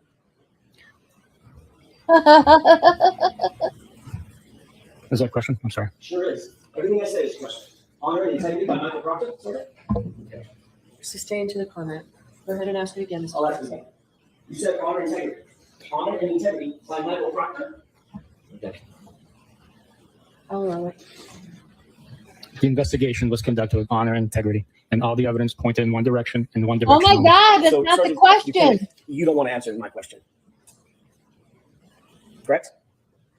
I will answer your question, absolutely. Do you think this case was handled with honor and integrity by Michael Proctor, Sergeant? The investigation was handled with integrity by Michael Proctor. You do know that he touched or had input in nearly every part of this case, obviously, as a case officer, correct? He managed the case. So he had some input or had some connection to nearly every part of the case, be it the physical evidence, the search warrants, the interviews, things of that nature. He was one of the involved with collecting evidence, conducting interviews, and signing affidavits for the search warrants. He didn't take a minor role in this case. He had a major role in this case. Would you at least agree with that? He had a role that was more significant than others. A major role would, to me, suggest that he had 51% or more. And with a team of the size that we had working on this case, he did not have a major role. So you believe, as you said here today, your testimony is Michael Proctor did not have a major role in this investigation of Commonwealth versus Karen Reed because he didn't have 51% of something? That's your testimony? That's the way I understand it, yes. Okay.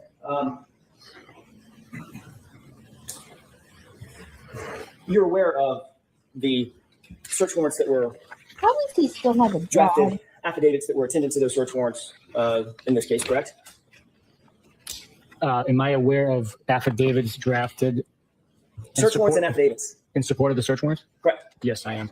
You're also aware that there was a good amount of physical evidence that was handled in this case, recovered, touched, booked, assigned or booked into the lab, things of that nature.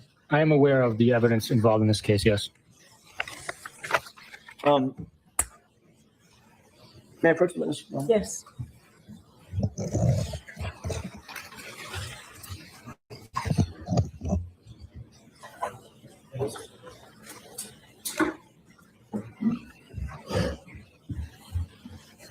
Sergeant Bukhenik, I've handed you a binder, and it's tabbed just for your convenience, so I don't have to walk back and forth. With the Thanks, court's sir. permission. Yes. Can you open tab 1? I'm not going to ask you to read the entire search warrant, but is that a search warrant that ends in 07? Yes, it is. And it's for generally Verizon records for Ms. Reed's cell phone. No, I would not agree with you, sir. What is that search warrant for? It's for Verizon records for a VIN number, which looks like a vehicle.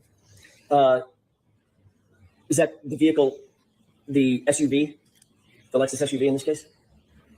I do not know for sure because it doesn't have that identifier here, and I don't know the VIN number off the top of my head. Okay, fair enough. Who's the applicant? Michael Proctor. Can you turn to tab 2? Is that a search warrant ending in the number 14? Give me 1 second. I'm sorry, I don't want to 1-3. ruin your presentation here. Search warrant ending in 1-3. I misspoke. Okay. Is that a search warrant for, generally speaking, Karen Reed's cell phone?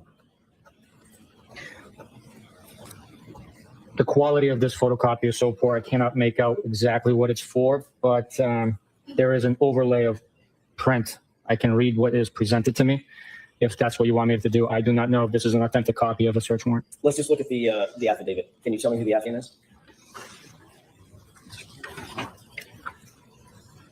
On this document, the affiant is Michael Proctor. Can you turn to, by the way, just staying with that for a second, you said you don't recognize it. Do you recognize it as being attendant to this case? The application or the affidavit? The search warrant. Well, they go together. The application or the together? They go together. I understand that, but I'm asking which document you want me to. The document in total. In other words, it's not a search warrant dealing with a different case. It's dealing with Ms. Reed's case, right?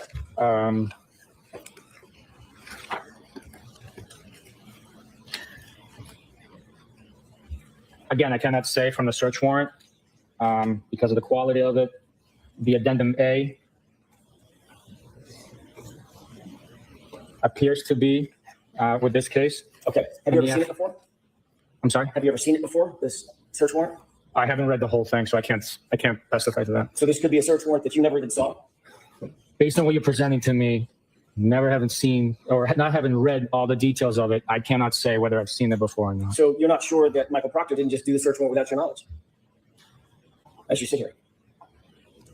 I don't know if this is truly Michael Proctor's product. Think that might be a forgery? I'm sorry? You think that might be a forgery at the end of that affidavit? Well, for one, it's not signed. So I don't know who produced this. What I'm saying to you is I don't know who produced this. The quality of the first document, the narrative, I don't know who produced it. If you show me a search warrant application with an affidavit from court, with a stamp, the timestamp and a stamp water seal from court, I will tell you that that's what it appears to What be. do you show What you've shown me? me here, I don't know what this is. Otherwise, looking at that It's like document, done seeing the code. affidavit, seeing the addendum, seeing Michael Proctor's name on it, no clue whether or not that's a warrant that's attendant to this case that Michael Proctor drafted and submitted. You have no clue. I can't take you at your word. Not asking you to take me at my word, sir. I'm not testifying. I'm asking you to take the document at its word. Do you recognize it or not? If you don't, you don't. I do not know. Okay, let's turn to tab 3. Does that appear to be a search warrant ending in the number 1-4?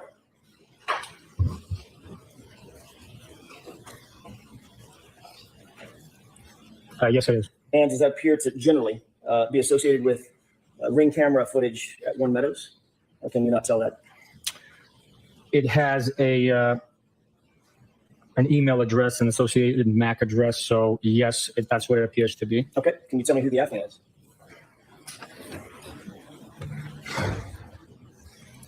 Again, this is not a signed search warrant. This is just an affidavit. Whose name is at the bottom of it? The name at the bottom printed is Michael Proctor. Can you turn to tab 4? Does that appear to be a search warrant ending in the number 04? Yes, it does. And does that appear to be for Ring footage also at One Meadows in 2023? Based on the application addendum A, it's the same email address associated with the previous location of Meadows, yes. Who's the affiant?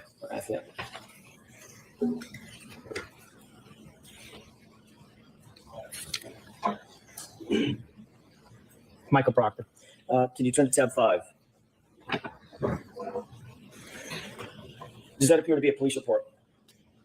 It does. And do you see a reference in that police report for a search warrant ending in 10 for a telematic system regarding Ms. Reed's SUV? And it may speed things up if you look at page 2. There is a reference to it, yes. Okay. Whose report is that? It's Trooper Nicholas Garino's report. And who is referred to on page 2 as seeking search warrant ending in 10? That search warrant was issued on this report and presented by Trooper Proctor. Turn to page, tab 6, if you wouldn't mind.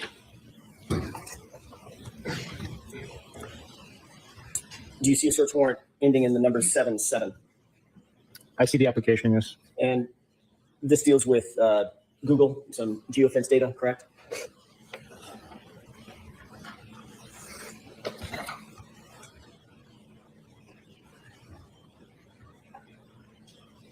Yes, it is. Who's the affiant?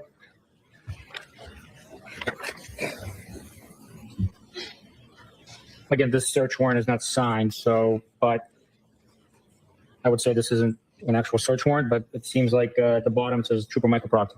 Can you turn to tab 7, please? Does that appear to be a report authored by Nicholas Garino? It does. Does that deal with John O'Keefe's cell phone? It's a report written by Nicholas Garino referencing Mr. O'Keefe's cell phone, yes. And it indicates that Mr. O'Keefe's cell phone was seized by a particular trooper? That's what the report indicates, yes. Who's the trooper? In this report, it says that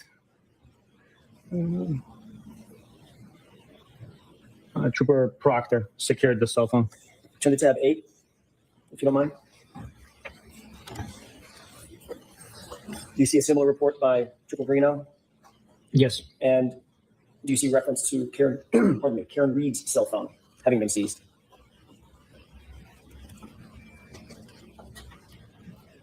Yes. And that was seized by Trooper Proctor also, correct? Yeah, him and I were there together. His name is in the report, though. Yes, his name is in the report. Your name is not in the report, is it? I'll have to check in a second, please.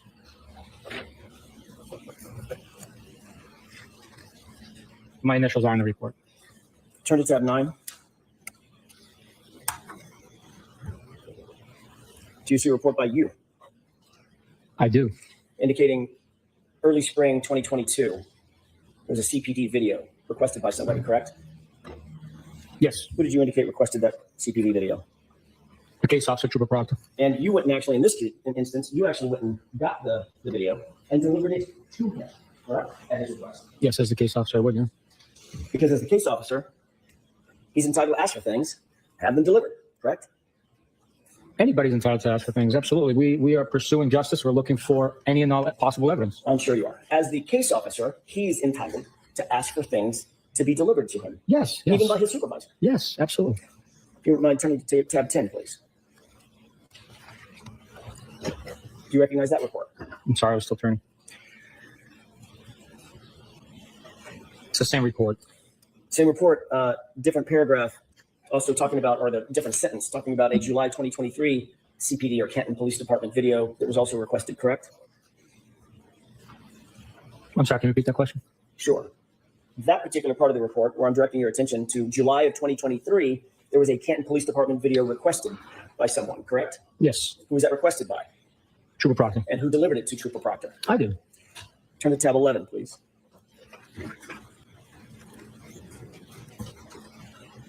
You see a document referencing the analysis of Canton Town Library videos. I do. And who is it that's listed as having received and reviewed and analyzed the town library videos? Give me just 1 second. I have to read the report. It was Trooper Proctor that analyzed the video and wrote up the timeline. Thank you. Sergeant, if you'll turn to tab 12. Do you recognize that as being a November 2023 report? Yes, it's report number 83. And who authored that report? This report is authored by Trooper Michael Proctor. Does that indicate, I'm not going to ask you to go through the entirety of the report, but if you scan that report, does that indicate certain items of evidence that Trooper Proctor claimed to have recovered on his own? Pieces of plastic, small black plastic, clear plastic, fragment of glass on February 11th, 2022, 3 pieces of clear plastic on February 11th, 2022, clear and red plastic pieces on February 18th, 2022. Is all that referenced in there? Those items are documented in this report as were collected. Yes, And those are all documented having been collected by Trooper Proctor himself. Correct? yes, they were. And if you'll turn to tab 13. This is an evidence submission form, correct? I'm sorry, 13. Tab 13, yes, sir.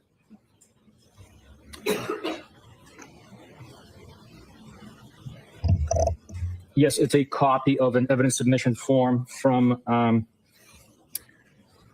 March 14th, 2022. And that indicates submission of certain items of physical evidence from Massachusetts State Police Custody Crime Lab, correct?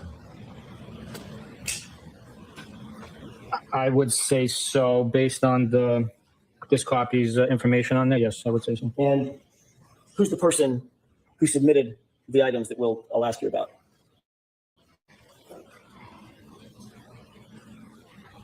It is Trooper Michael Proctor. And those items include clothing, is that right? We don't have to go through them line by line, but generally, you see clothing items mentioned on there? The first line is a clothing item, yes. That includes a lot of what we saw today. Sgt Bukhenik, the shirt, the orange shirt, the sweatshirt, blue jeans, belt, correct? Blue jeans, belt. What was the other thing that you listed? Shirts. There was a shirt, yes. It also lists certain items of plastic, certain items of glass, is that right? Some of those items are listed, yes. And it even mentions the straw that you talked to Mr. Brennan about, correct? Yes, the straw is mentioned and numbered. And all of those items were submitted on March 14th, 2022, correct? That's what the form indicates, yes. And all of those items were submitted by Michael Proctor from his custody and control to the crime lab, correct? That's who signed the form. So the things that, according to the form at least, and your experience with forms of this nature, it was Michael Proctor who possessed and controlled those items before they were turned over to the to the crime lab, correct? That would be accurate, yes. So he would have maintained all of it, is that right? At least at some point? They would have been in his custody as he's transporting them for processing at the lab, of course. And then after he maintained control of it, eventually he turned it over and submitted those items, correct? If the form is accurate, then yes, that's absolutely right. So we've just gone through a few things. What you and I have just gone through is not nearly everything that Michael Proctor was involved with in terms of this investigation, correct? We didn't talk about witness interviews, right? We did not talk about witness interviews, So no. there's a lot more that Michael Proctor on a day-to-day basis as a case officer was involved in addition to what you and I was talking about, correct? Yes, there was many more things he was involved in. As I mentioned, that was just report 83. There's a part in the investigation is the case officer managing the tasks, but there's a lot of people involved in this investigation. So he touched or authored or reviewed or controlled at least every bit of what you and I have talked about this morning, all these items that we just talked about, correct? He is referenced or is his name appears on most of these documents, yes, if not all. Of the ones that we just went through, he's not just referenced, he's the author of every single one of them, correct? No, Nicholas Garino wrote some of these reports. Sorry, the author of the search warrant. I asked you to look at Nicholas Garino's report to reference the search warrant that Nicholas Garino referenced in his report, and Michael Proctor was the author of that search warrant, correct? Again, I hate to do this to you, but Oh, I don't think you do. some of these search warrants could not be authenticated. I don't know what these documents were. I didn't read them, so I can't tell you that he was the author. Like what you presented, I can't speak to. You just made my point. Even as the supervisor, you don't know everything Michael Proctor is doing, do you? It's impossible to know everything somebody is doing. Got it. Especially the case officer on this case. All right. So his testimony, as I've talked, is so long. It's over 12 hours. We've gotten into about 3 hours of it today. It is 4:20. Anyone who's got one, smoke it. I am going to call it a day, as I already fell asleep once. I don't want to do it again. I am going to take this time to maybe get a little extra sleep today. We'll be back tomorrow at 1 o'clock to continue Bukhenik's testimony. I also am setting up my next psych night lesson. For those of you guys, I am planning on doing them now on a different day, but I haven't confirmed it yet. So just stay tuned for that. I just want to say thank you guys so much for the views and being here. Oh yeah, Darbader, it's 5:20. You're in the future. Hey Cheryl. So with that being said, I truly appreciate you guys giving me the views, being here, hanging out with me. I hope to see you back here tomorrow at 1 o'clock as we continue this ridiculously smug asshole's testimony. And stay tuned again, as I said. I am doing my next psych night on parasocial relationships. If you know what it is, if you don't know what it is, please join me. I got some stuff to go over. So have a great day, everyone. Enjoy the weather if you don't have rain like I do, because we have tons of it. If you know, you know. Exactly. So love to you all. Have a great one. I'll see you in the chats until tomorrow. Bye.